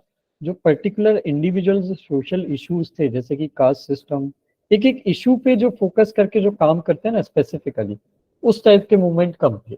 ज्यादातर Hindu culture, Hindu tradition, Hindu religion, उन पे ओवरऑल काम करते थे, ज्यादा मूवमेंट उन पे ज्यादा फोकस थे। तो वेस्टर्न इंडिया में ये इसका थोड़ा सा रिवर्स था। यहाँ पे social issue, particular individual social issues पे फोकस्ड ज्यादा मूवमेंट थे। मतलब रिलीजन पे कम अटैक करते थे, एक पर्टिकुलर सोशल इश्यूज पे ज्यादा फोकस होते थे। तो सबसे पहले शुरुआत में कुछ इंटेलेक्चुअल्स आए। कुछ इंटेलेक्चुअल्स में जैसे कि बाल शास्त्री जाम्बेकर। शुरुआत कहाँ से हुई? शुरुआत ऐसे हुई कि कुछ लीडर्स या कुछ इंटेलेक्चुअल्स थे, उन्होंने कुछ न्यूज़पेपर, कुछ आर्टिकल उनमें लिखना शुरू करा। तो जैसे कि बाल शास्त्री जाम्बेकर, दादोबा पांडुरंग, गोपाल हरि देशमुख, लोक हितवादी नाम से इनको जाना जाता था। इन लोगों ने कुछ मैगजीन, कुछ बुक्स, कुछ आर्टिकल्स, कुछ न्यूज़पेपर में पब्लिश करना शुरू करा। बाल शास्त्री जाम्बेकर उनमें से सबसे पहले माने जाते हैं महाराष्ट्र में जिन्होंने शुरुआत करी थी इंटेलेक्चुअल मूवमेंट की। इंटेलेक्चुअल मूवमेंट मतलब ऐसा मूवमेंट जिसमें लोग आते हैं, लीडर आते हैं और वो डायरेक्टली कोई रेवोल्यूशन या रेबेलियन या कोई प्रोटेस्ट नहीं करते कोई बड़ा। दे mainly keep writing on editorials, editorial लिखते रहेंगे न्यूज़पेपर में, आर्टिकल लिखते रहेंगे मैगजीन में, जिसमें वो गवर्नमेंट की पॉलिसी या फिर कोई सोशल इशू है, जैसे विडो रीमैरिज पे आर्टिकल लिखते रहेंगे हर हफ्ते एक आर्टिकल कि विडो रीमैरिज क्यों खराब है, वेदों में क्या लिखा है, विडो रीमैरिज अलाउ क्यों करना चाहिए, इस टाइप के आर्टिकल्स को लिखते रहते थे। तो बाल शास्त्री जाम्बेकर, दादोबा पांडुरंग, गोपाल हरि देशमुख के उनमें से कुछ स्टार्टिंग लीडर थे। ऑर्गेनाइजेशन की अगर हम बात करें या रिलीज रिफॉर्म मूवमेंट की, तो सबसे पहले परमहंस सभा एक मूवमेंट आता है। परमहंस सभा 1849 में, ये परमहंस सभा एक ऑर्गेनाइजेशन थी। ये पहले इसका नाम परमहंस मंडली था। 1849 में इसका नाम बदल के एक मंडली से सभा कर दिया गया। इनका मेन एम क्या था? इनका मेन एम था ये कास्ट सिस्टम को एंड करना चाहते थे सोसाइटी में, स्पेसिफिकली इसी इशू पे। तो इसको खत्म करने के लिए क्या करते थे? ये एक सीक्रेट मीटिंग करते थे। ठीक है, अब मैंने आपको क्या बताया, ऊपर हमने पढ़ा था young India, young Bengal movement के बारे में। तो यंग बंगाल मूवमेंट में हमने क्या पढ़ा था कि वहां पे जो डेरोजियंस थे, इनके फॉलोअर्स को डेरोजियंस बोलते थे। तो डेरोजियंस ओपनली ऐसे मीटिंग करा करते थे, ओपनली ऐसे इंटरकास्ट डाइनिंग किया करते थे, इंटरकास्ट मैरिज करवाया करते थे। तो लोग उनके अगेंस्ट में हो गए। इन लोग एज कम्पेयर टू डेट, ये परमहंस सभा जो है ना, इसमें 60 to 70% जो मेंबर्स थे इसके, ये अपर कास्ट से बिलोंग करते थे। तो इनकी जो मीटिंग्स होती थी, मतलब ये इंटरकास्ट डाइनिंग वगैरह, मिलजुल के खाना पीना, ये लोअर कास्ट वाले लोगों के साथ मिलजुल के बैठते थे, खाते पीते थे, लेकिन सीक्रेटली, क्योंकि ये चाहते थे कि ये लोगों को धीरे धीरे करके अवेयर कराएं कि वो जो कर रहे हैं वो क्यों कर रहे हैं, क्यों इन कास्ट का जो सिस्टम है वो बेकार है। ये धीरे धीरे लोगों तक बचाना चाहते थे और लोगों को धीरे धीरे करके अवेयर करना चाहते थे, इसलिए सबके सामने नहीं मिलते थे, छुप छुप के मिलके डिस्कस करते थे। एक दो मेंबर को और बढ़ाते जाते थे, एक दो लोगों को और अपनी आइडियोलॉजी बताते थे। जैसे एक मेंबर जो है वो दो लोगों को और अपनी आइडियोलॉजी बताएगा कि प्रार्थना सभा क्या करती है, ऐसे कर करके धीरे धीरे बताया करते थे। लेकिन जब चीजें धीरे धीरे बाद में ज्यादा लोगों में फैल गई तो लोग जो है परमहंस सभा को क्वेश्चन करने लगे, और फिर बाद में चल के इसका भी वही हाल हुआ जो यंग बंगाल मूवमेंट का हुआ था। तो सीक्रेटली मिलने के बाद भी ये लोगों में सक्सेसफुल नहीं हो पाए ये मूवमेंट। कुछ लोगों को इन्होंने चेंज करा, लेकिन वाइड लेवल पे पूरी सोसाइटी को ये चेंज नहीं कर पाए, कास्ट सिस्टम के अगेंस्ट नहीं कर पाए। तो इनका 7 पॉइंट एजेंडा था एक, ये 7 पॉइंट थे जो इनकी मेन आइडियोलॉजी थी। अब ये 7 पॉइंट आपको याद रखने की बिल्कुल जरूरत नहीं है, जस्ट मतलब आपको एक आइडिया देने के लिए बस मैंने ये फोटो इसमें डाला है कि इनके क्या 7 पॉइंट थे। कि God alone should be worshipped, real religion love और मॉरल कंडक्ट पे होता है, कास्ट के बेस पे नहीं होता। स्पिरिचुअल रिलीजन एक मतलब रिलीजन जो होता है स्पिरिचुअल होता है हमेशा, it is not based on some superstition. हर इंडिविजुअल के पास फ्रीडम ऑफ थॉट होती है, डेली वर्ड्स जो हैं वो रीजन के साथ होने चाहिए, रैशनलिज्म होना चाहिए। मैनकाइंड अपने आप में एक पूरी कास्ट है, उसका आप सब डिवीजन नहीं कर सकते। तो इस तरह से इनके 7 पॉइंट थे। ये 7 पॉइंट याद रखने की बिल्कुल जरूरत नहीं है आपको, पीडीएफ में रहेगा, ताकि आपको पता रहे कि परमहंस सभा की आइडिया क्या था। लेकिन इनका मेन फोकस किस पे था, कास्ट सिस्टम को खत्म करने का, बट ये सक्सेसफुल नहीं हो पाए। सिमिलरली गुजरात में दो समाज थी, दो ऑर्गेनाइजेशन थी जो बहुत इंपॉर्टेंट है। मानव धर्म सभा 1844 में बनी थी, किसके अंदर में, माचाराम के अंदर में। इन्होंने भी सोशल रिफॉर्म से रिलेटेड कई काम किए। एंड द सेकंड वाज प्रार्थना समाज। ये प्रार्थना समाज भी बहुत इंपॉर्टेंट है, 1867 में ये बनी थी। ये केशव चंद्र सेन के बारे में हमने पढ़ा था। ब्रह्मो समाज जो दूसरी वाली थी, भारतीय ब्रह्मो समाज, उसके लीडर थे जो। तो केसी सेन एक बार बॉम्बे में उन्होंने विजिट किया था, तो इनसे इंस्पायर होके एक मेंबर थे, एक पर्सन थे जिनका नाम था आत्माराम पांडुरंग। इन्होंने इंस्पायर होके एक ऑर्गेनाइजेशन बनाई जिसका नाम रखा इन्होंने प्रार्थना समाज। इसमें कई सारे इंटेलेक्चुअल्स थे, ये इन्होंने ज्वाइन किया इनको। तो इनको गाइडेंस था, कुछ कुछ बड़े मेंबर्स थे जो इनको गाइड करते थे, जैसे कि रानाडे, महादेव गोविंद रानाडे, आरजी भंडारकर, केटी तेलांग। ये मेंबर्स प्रार्थना समाज को गाइड करते थे कि ये सोसाइटी में कैसे चीज़ों को रिफॉर्म किया जा सके। इनका एम जो था ब्रह्म समाज की तरह था, क्योंकि मैंने आपको बताया केशव चंद्र सेन के इन्फ्लुएंस से बनी है। तो जो ब्रह्मो समाज का एम होगा वो एम इनका था, आइडोलेट्री नहीं करना, ऊपर हमने पढ़ा था। मोनोथीज्म को प्रमोट करते थे, पॉलीगैमी के अगेंस्ट में थे, कास्ट इक्वालिटी प्रमोट करना चाहते थे। लेकिन ये ब्रह्मो समाज से किस चीज में अलग थे, इनका जो काम करने का तरीका था वो अलग था। ब्रह्मो समाज जो था, मैंने आपको बताया केशव चंद्र सेन बहुत रेडिकल थे। वो फास्ट वे में या फास्ट मेथड से सोसाइटी को चेंज करना चाहते थे। एज कंपेयर टू दैट प्रार्थना समाज थोड़ा कॉशियस चलना चाहता था। कॉशियस मतलब लोगों को डायरेक्टली करके नहीं दिखाना है, लोगों को पहले अवेयर करना है कि जो चीज आप कर रहे हैं वो गलत है। तो इनके जो महादेव गोविंद रानाडे हैं, ये महादेव गोविंद रानाडे बहुत बड़े जज थे अपने टाइम के।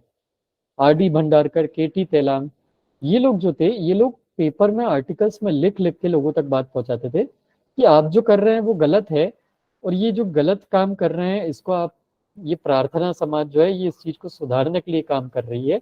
ये चाहती है कि आपको पता चले कि आप जो कर रहे हैं वो गलत कर रहे हैं, लेकिन तरीका अलग है। अलग क्या है, ये इंटरकास्ट डाइनिंग नहीं करवाते थे, इंटरकास्ट मैरिज नहीं करवाते थे, जिससे लोगों को बुरा लगता था कि आप उनके कल्चर को अगेंस्ट में काम कर रहे हो। तो इनका मेन एम क्या था, सोसाइटी को ये चीज बताना कि आप गलत कर रहे हो, क्यों गलत कर रहे हो ये हम बता रहे हैं पेपर में लिख लिख के।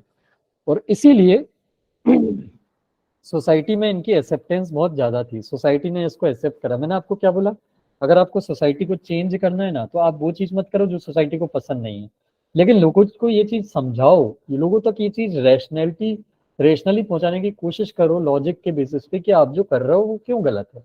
जैसे स्वच्छ भारत मिशन हमने लगाया, तो स्वच्छ भारत मिशन, अब ऐसा नहीं है कि लोगों को नहीं पता, कि कुछ लोगों को नहीं पता कि सोसाइटी में ओपन डेफिकेशन करना या ओपनली कहीं पे भी आपको फ्रेश होना, it is a wrong thing. But society उस चीज को एक्सेप्ट नहीं करती थी वाइडर लेवल पे। जब हमने उनको सही तरीके से बताया तो स्वच्छ भारत मिशन हमारा सक्सेसफुल हुआ, लोगों ने टॉयलेट को यूज करना शुरू करा। तो हमने ऐसा नहीं करा कि लोगों को जबरदस्ती उठा के बाथरूम में बैठाया कि आप बाथरूम में बैठ के ही करोगे, अदरवाइज लोग हमारे अगेंस्ट में हो जाते गवर्नमेंट के। तो हमने लोगों को ये चीज बताई कि क्यों ओपन में डेफिकेशन करना इज बैड थिंग, कैसे आपकी हेल्थ जो है उससे खराब होती है, आपके बच्चों की हेल्थ खराब होती है उससे। तो इन्होंने भी वही चीज करने की कोशिश करी, इसलिए प्रार्थना समाज जो है, सोसाइटी ने इसको गलत नहीं माना, इसको एक्सेप्ट किया। और इनके एक्सेप्ट करने के कारण ही ये बॉम्बे से साउथ इंडिया में भी बाद में स्प्रेड हो गई। साउथ इंडिया में भी इन्होंने अपनी ब्रांच एस्टेब्लिश कर ली। इनके एक लीडर, साउथ इंडिया में जो लीडर थे, एक प्रोमिनेंट लीडर जिनका नाम था वीरासालिंगम पुंटलू, उनके अंडर में प्रार्थना समाज की साउथ इंडिया वाली ब्रांच काम करने लगी। हालांकि 1870s में आते आते उसके बाद फिर ये वीक होने लगा। रीजन वॉज दयानंद सरस्वती जो थी, इन्होंने ये प्रार्थना समाज को विजिट किया, इसके मेंबर्स से मुलाकात करी, और इनके दयानंद सरस्वती जी की आइडियोलॉजी क्या थी कि हिंदू रिलीजन को ये रिवाइव करने की कोशिश कर रहे थे। तो हिंदू रिलीजन को रिवाइव कर रहे थे, तो कई सारे मेंबर्स जो थे इसके अट्रैक्ट हो गए दयानंद सरस्वती से, और उन्होंने जाके फिर दयानंद सरस्वती जी बहुत ही कारिज्मेटिक पर्सन थे। जैसे आज की डेट में कुछ लीडर है ना, हमारे पॉलिटिकल लीडर कंट्री में, जो बहुत ही इस तरह से बात बोलते हैं कि हमारे लोग उनको अट्रैक्ट होकर उनको ज्वाइन कर देते हैं। उसी तरह दयानंद सरस्वती जी थे जिन्होंने आर्य समाज खोली थी। तो ये हिंदू रिवाइवलिज्म की इन्होंने जब बात करी कि हम हिंदू कल्चर को रिवाइव करेंगे, हिंदू रिलीजन को रिवाइव करेंगे, तो बहुत सारे मेंबर्स प्रार्थना समाज को छोड़ के दयानंद सरस्वती जी के साथ छोड़ गए, जिसके कारण ये ग्रुप वीक हो गया और उसके बाद इनकी जो एक्टिविटी है या इनका जो वर्क है वो वीक हो गया। लेकिन जितना भी पीरियड ऐसा है, ऐसा नहीं है कि इनका कुछ काम नहीं चला या कुछ काम इन्होंने नहीं किया, कि जितना भी पीरियड इन्होंने काम करा उस पीरियड में इन्होंने काफी सारी चीजें लोगों को अवेयर कराई, जो आगे चल के जब हमको इंडिपेंडेंस मिली ना, तो हमको बहुत सारी चीजें जो हमने चेंज कर पाए एक्ट ला के, वो हम इसलिए कर पाए क्योंकि इन लोगों का काम से लोग अवेयर हो चुके थे। तो कोई भी मूवमेंट फेल नहीं होता, राइट। तो ये था हमारा प्रार्थना समाज। अब आप एक चीज ऑब्जर्व करेंगे, मैंने यहाँ पे ग्रीन स्टार लगाया है, ठीक है। ये ग्रीन स्टार लगाने का एक पर्पस है, हमारा एक टॉपिक है GS1 में, significant and important personalities in history of India. एक टॉपिक होता है हमारा जिसमें हमको हमारी जो इम्पोर्टेंट पर्सनैलिटीज हैं हिस्टोरिकली, जितनी भी इम्पोर्टेंट पर्सनैलिटीज, उनके बारे में हमको पता होना चाहिए कि उन्होंने अपनी लाइफ में क्या किया, उनका क्या वर्क था, और ये रीड करना आपका काम है। क्योंकि it is not possible for me also कि मैं इतने सारे, there are more than 100 to 150 leaders, उनके बारे में एक एक के बारे में पढ़ा पाऊँ डिटेल में। तो इनको लीडर्स के बारे में, इनकी पर्सनैलिटीज के बारे में आपको पढ़ना चाहिए, जिसके कारण कई सारे क्वेश्चन पर्सनैलिटीज के ऊपर आते हैं, प्रीलिम्स में भी एंड मेंस में भी। जैसे स्वामी विवेकानंद जी के ऊपर एक पूरा का पूरा मेंस का क्वेश्चन आ सकता है, तो वो क्वेश्चन जैसे उनके क्या कंट्रीब्यूशन थे, प्रीलिम्स में उनके ऊपर एक क्वेश्चन आ सकता है कि उनके which of the following is the work of Vivekananda, Swami Vivekananda ji. तो ये आपको पता होना चाहिए। तो ये एक अराउंड 150 पेजेस की एक नोटबुक बनाइएगा आप। उस 150 पेजेस की नोटबुक पे आप एक पेज पे एक लीडर या रिफॉर्मर के बारे में इंपॉर्टेंट चीजें खुद से रीड करके, रिसर्च करके लिखा करिए। ये कभी भी न्यूज़पेपर पढ़ते पढ़ते उनके बारे में कोई चीज इंपॉर्टेंट चीज आपको पढ़ने में आए तो उसको उसमें ऐड करा करिए। जैसे मान लीजिए बाल गंगाधर तिलक है, तो बाल गंगाधर तिलक जी के ऊपर एक पूरा का पूरा एक पेज बनाइए, मतलब उस पेज में कॉपी में नोटबुक पे उसकी हेडिंग डालिए बाल गंगाधर तिलक। इनकी बर्थ प्लेस क्या है, उनका ईयर ऑफ बर्थ क्या है, उनके इम्पोर्टेंट वर्क क्या है, कौन कौन सी इंपॉर्टेंट ऑर्गेनाइजेशन है जो उन्होंने बनाई थी, कौन से इंपॉर्टेंट न्यूज़पेपर और मैगजीन है जो उन्होंने लिखी थी, कौन से इंपॉर्टेंट मूवमेंट्स हैं जो इन्होंने, जिनमें उन्होंने पार्टिसिपेट किया था। ये सब आप उसमें नोट डाउन करिए और पेपर के पहले रिवाइज करके जाइए, सो दैट आपसे उन पे कोई क्वेश्चन आता है तो आप उस पर अच्छे से आंसर लिख पाए।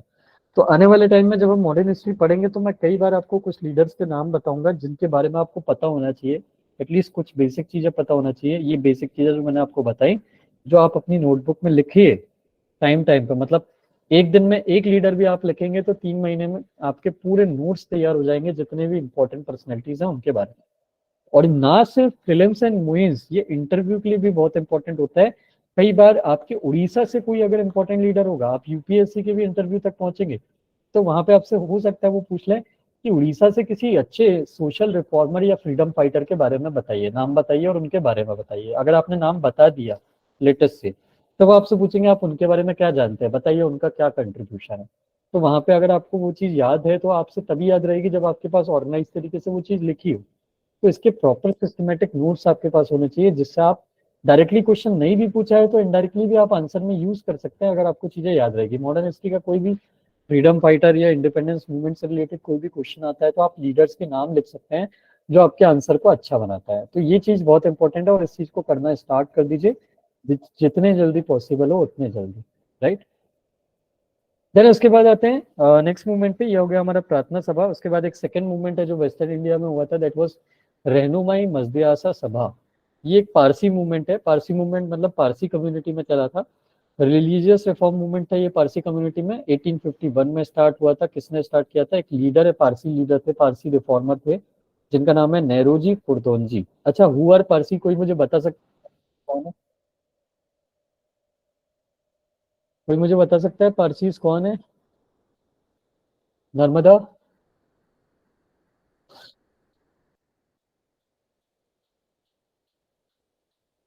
नर्मदा।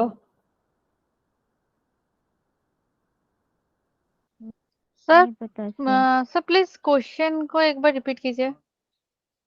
पारसीज कौन होते हैं? विच कम्युनिटी? ये पारसी कम्युनिटी कहाँ से आई है? पारसी कम्युनिटी सर जो सिस्टम को जो फॉलो करता है। किसको? ज़ोरास्ट्रियनिज्म को। हाँ, राइट। मैं ये पूछ रहा हूँ स्मृति कि ये कहाँ से आए हैं? पारसी कम्युनिटी क्या इंडिया से है कि कहीं बाहर से आई है? ईरान से सर। ईरान से आई है, ठीक है। पारसी कम्युनिटी हमारे यहाँ ईरान से आई है। ये पारसी इसलिए बोलते हैं क्योंकि पर्सिया, पहले ईरान को पर्सिया बोला जाता था। तो वहाँ पे काफ़ी हंड्रेड्स ऑफ ईयर्स पहले, मतलब around 10th 11th 12th century के आसपास मान लीजिए आप, और थोड़ा अर्ली भी हो सकता है 8th 9th सेंचुरी के आसपास, मुस्लिम्स जब स्प्रेड हो रहा था, इस्लाम जब स्प्रेड हो रहा था, तो इस्लाम ने पारसीज का परसिक्यूशन करना स्टार्ट किया था, मतलब उनको मारना शुरू करा था।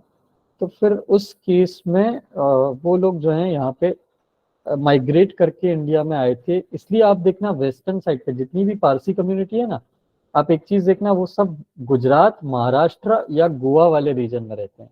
ये वाला रीजन मेन रीजन है, क्योंकि ये लोग ईरान से माइग्रेट करके ये लोग यहाँ पे आए थे मुंबई वाले रीजन में, इसलिए सबसे ज्यादा आपको कम्युनिटी भी वहीं पे मिलेगी, पर्सिया वेस्टर्न इंडिया वाले रीजन में। ठीक है, तो ये पारसी कम्युनिटी में भी अपने रिफॉर्म्स करे थे 1851 में। नेहरूजी फुरदोंजी के अंदर में इन्होंने रिफॉर्म स्टार्ट करे थे और उन्होंने पारसी रिलीजन और कस्टम्स को चेंज करना शुरू करा था। ये पारसी कम्युनिटी हमारे यहाँ, अगर आपको पता हो, अच्छा आप बता सकते हैं कौन से एक सबसे बड़े बिजनेसमैन इंडिया के हैं जो पारसी कम्युनिटी से बिलोंग करते हैं? जमशेदजी टाटा। हाँ, तो अभी उनके पोते जो है रतन टाटा, ही बिलोंग टू पारसी कम्युनिटी। अच्छा, पारसी कम्युनिटी, एक चीज और मैं आपको बता दूं, एजुकेशन के मामले में ये सबसे आगे है कम्युनिटी। इनकी नियरली 100% पॉपुलेशन पूरी एजुकेटेड है। इसका रीजन यही है कि आप देखेंगे यहाँ पे 1850 में इन्होंने रिफॉर्म करना शुरू कर दिया था, और इनको ये चीज समझ में आ गई थी कि अगर हमको अपने आप को मॉडर्न बनाना है, अपने आप को वेल्दी बनाना है।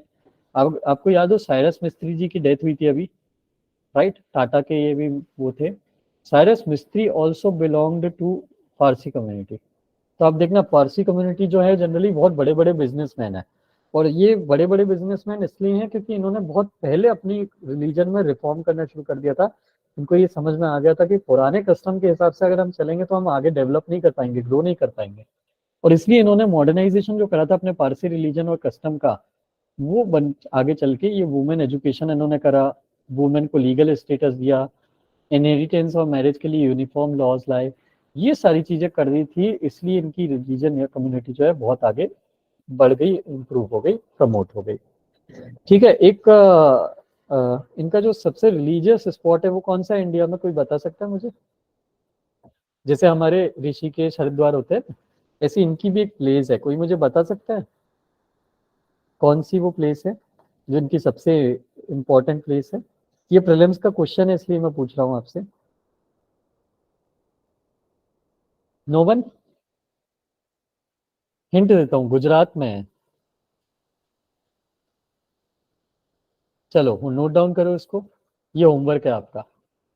आप मुझे बताओगे पता करके, एक बहुत बड़ा टेम्पल है इनका, बहुत फेमस, कहाँ पे है वो? इनकी सबसे रिलीजियस साइट कौन सी है पारसी कम्युनिटी की इंडिया में? मुझे ढूंढ के बताओगे। नोट कर लिया यस सर। एवरीवन? सबने नोट कर लिया? मुझे ढूंढ के बताओगे इनकी सबसे इंपॉर्टेंट रिलीजियस प्लेस कौन सी है? ठीक है, चलो तो ये हो गया रहनुमाई मस्जिद आसा सभा। कोई कुछ पूछ रहा है मुझसे? किसी को कुछ क्वेश्चन पूछना है क्या? नहीं, ओके। चलो तो अब आगे आते हैं सत्य शोधक समाज पे। ये भी एक बहुत इंपॉर्टेंट मूवमेंट है। यहाँ पे ग्रीन स्टार बना है, मतलब इनके बारे में आपको पढ़ना है। नाम नोट डाउन करिए, महादेव गोविंद रानाडे, ये नाम नोट करिए। ज्योतिबा फूले, ये नाम नोट करिए। तो सत्य शोधक समाज जो है ये ज्योतिबा फूले और महादेव गोविंद रानाडे, जस्टिस महादेव गोविंद रानाडे ने मिलके चलाया था, बनाया था। इनका मेन एम क्या था? लोअर कास्ट पीपल के अपलिफ्टमेंट के लिए काम करना और सोसाइटी से अनटचेबिलिटी को खत्म करना। तो इनका बेसिकली जो मूवमेंट था ये इक्वालिटी पे बेस्ड था, इक्वालिटी को प्रमोट करने के लिए था, कास्ट सिस्टम को खत्म करने के लिए था।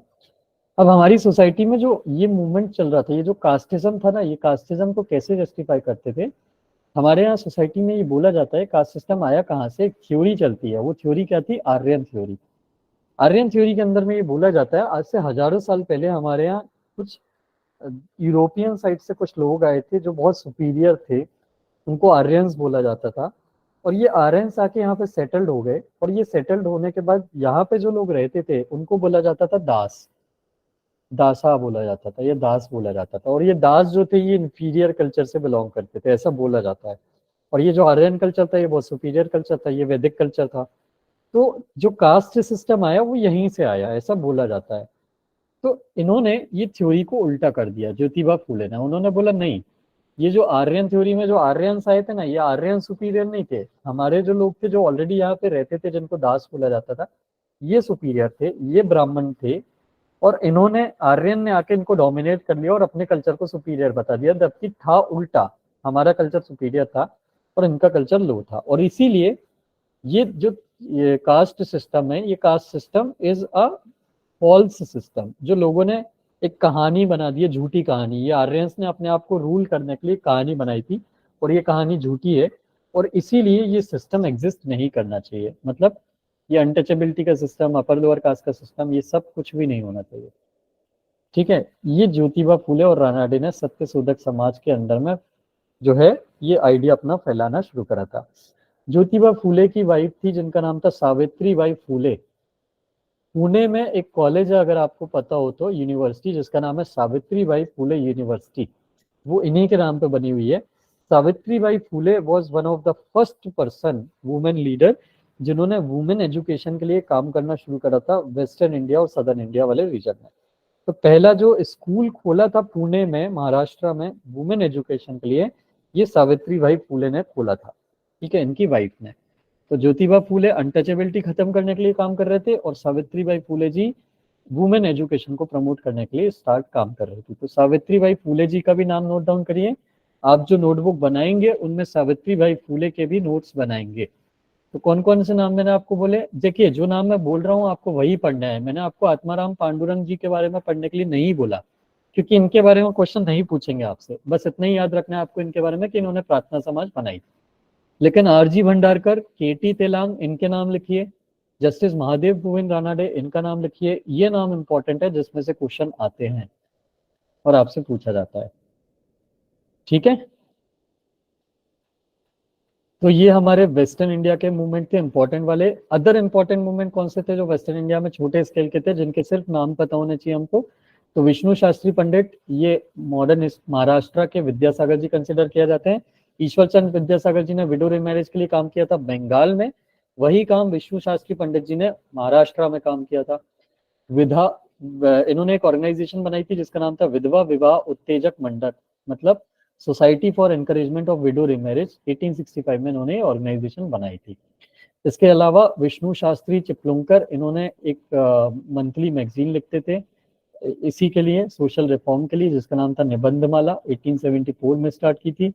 देन गोपाल गणेश आगरकर, ये भी एक बहुत इंपॉर्टेंट पर्सन है। ग्रीन स्टार, मतलब नाम नोट डाउन करिए, इनके बारे में आपको पढ़ना है। और नारायण गणेश चंद्रवर्कर, इनके बारे में भी आपको पढ़ना है। इनके नोट्स बनाने की जरूरत नहीं है, लेकिन इनके बारे में पढ़ना जरूर है कि नारायण गणेश चंद्रवर्कर ने क्या काम किया है। तो गोपाल गणेश आगरकर और नारायण गणेश चंद्रवर्कर, इन्होंने कास्ट सिस्टम को खत्म करने के लिए काम किया था इंडियन सोसाइटी से। ठीक है, तो ये वेस्टर्न इंडिया के कुछ इंपॉर्टेंट रिफॉर्मर्स और रिफॉर्म मूवमेंट्स के नाम हैं जो मैंने आपको बताया। इसके अलावा भी कुछ मूवमेंट्स आएंगे अभी पढ़ने के लिए, उनको भी हम पढ़ेंगे। वेस्टर्न इंडिया में यही इंपॉर्टेंट बड़े मूवमेंट थे जो हमको पढ़ने थे। परमहंस मंडली, रामकृष्ण परमहंस, सॉरी ये सेंट्रल इंडिया में पहुंच गया ना, हाँ महाराष्ट्र। ये परमहंस मंडली सेंट्रल इंडिया में एक्टिव थी, इसको हम बाद में पढ़ेंगे। सतनामी मूवमेंट भी सेंट्रल इंडिया में छत्तीसगढ़ वाले रीजन में था, इसको हम पढ़ेंगे बाद में। प्रार्थना समाज, रेनुमाई मजदियासा और सत्यशोधक समाज, ये वेस्टर्न या महाराष्ट्र रीजन के इंपॉर्टेंट मूवमेंट है जिनको हमने पढ़ लिया। ठीक है, सत्यशोधक समाज को इंग्लिश में ट्रुथ सीकर सोसाइटी भी बोला जाता है। सत्यशोधक समाज मतलब ट्रुथ के लिए रिसर्च कर रही है ये, और इनके अकॉर्डिंग ट्रुथ क्या है कि आर्यन थ्योरी गलत है, ब्राह्मण सुपीरियर नहीं है, आर्यन सुपीरियर नहीं है, जो यहाँ के लोकल लोग थे ये सुपीरियर थे, ये सच है। इसलिए इनका नाम है सत्यशोधक समाज या ट्रुथ सीकर सोसाइटी। तो ये हो गया हमारे वेस्टर्न इंडिया या महाराष्ट्र वाले रीजन के मूवमेंट। अब नेक्स्ट क्लास में बाकी के जो बचे हुए हैं, इसका एक पार्ट और लगेगा मुझे, क्योंकि अभी काफी डिटेल मूवमेंट बचे हुए हैं। हमको अलीगढ़ मूवमेंट भी डिटेल में पढ़ना है, देवबंद मूवमेंट भी पढ़ना है, आर्य समाज अहमदिया मूवमेंट भी पढ़ना है, नामधारी मूवमेंट भी पढ़ना है। देन उसके बाद साउथ इंडिया के theosophical Shri Narayana Guru and justice movement. तो इनको पढ़ाने के लिए I need around 1 to 1.5 hours मोर। तो इसको भी पढ़ेंगे और इनसे रिलेटेड जो प्रीलिम्स एंड मेंस के क्वेश्चन है वो भी हम डिस्कस करेंगे और डिटेल में।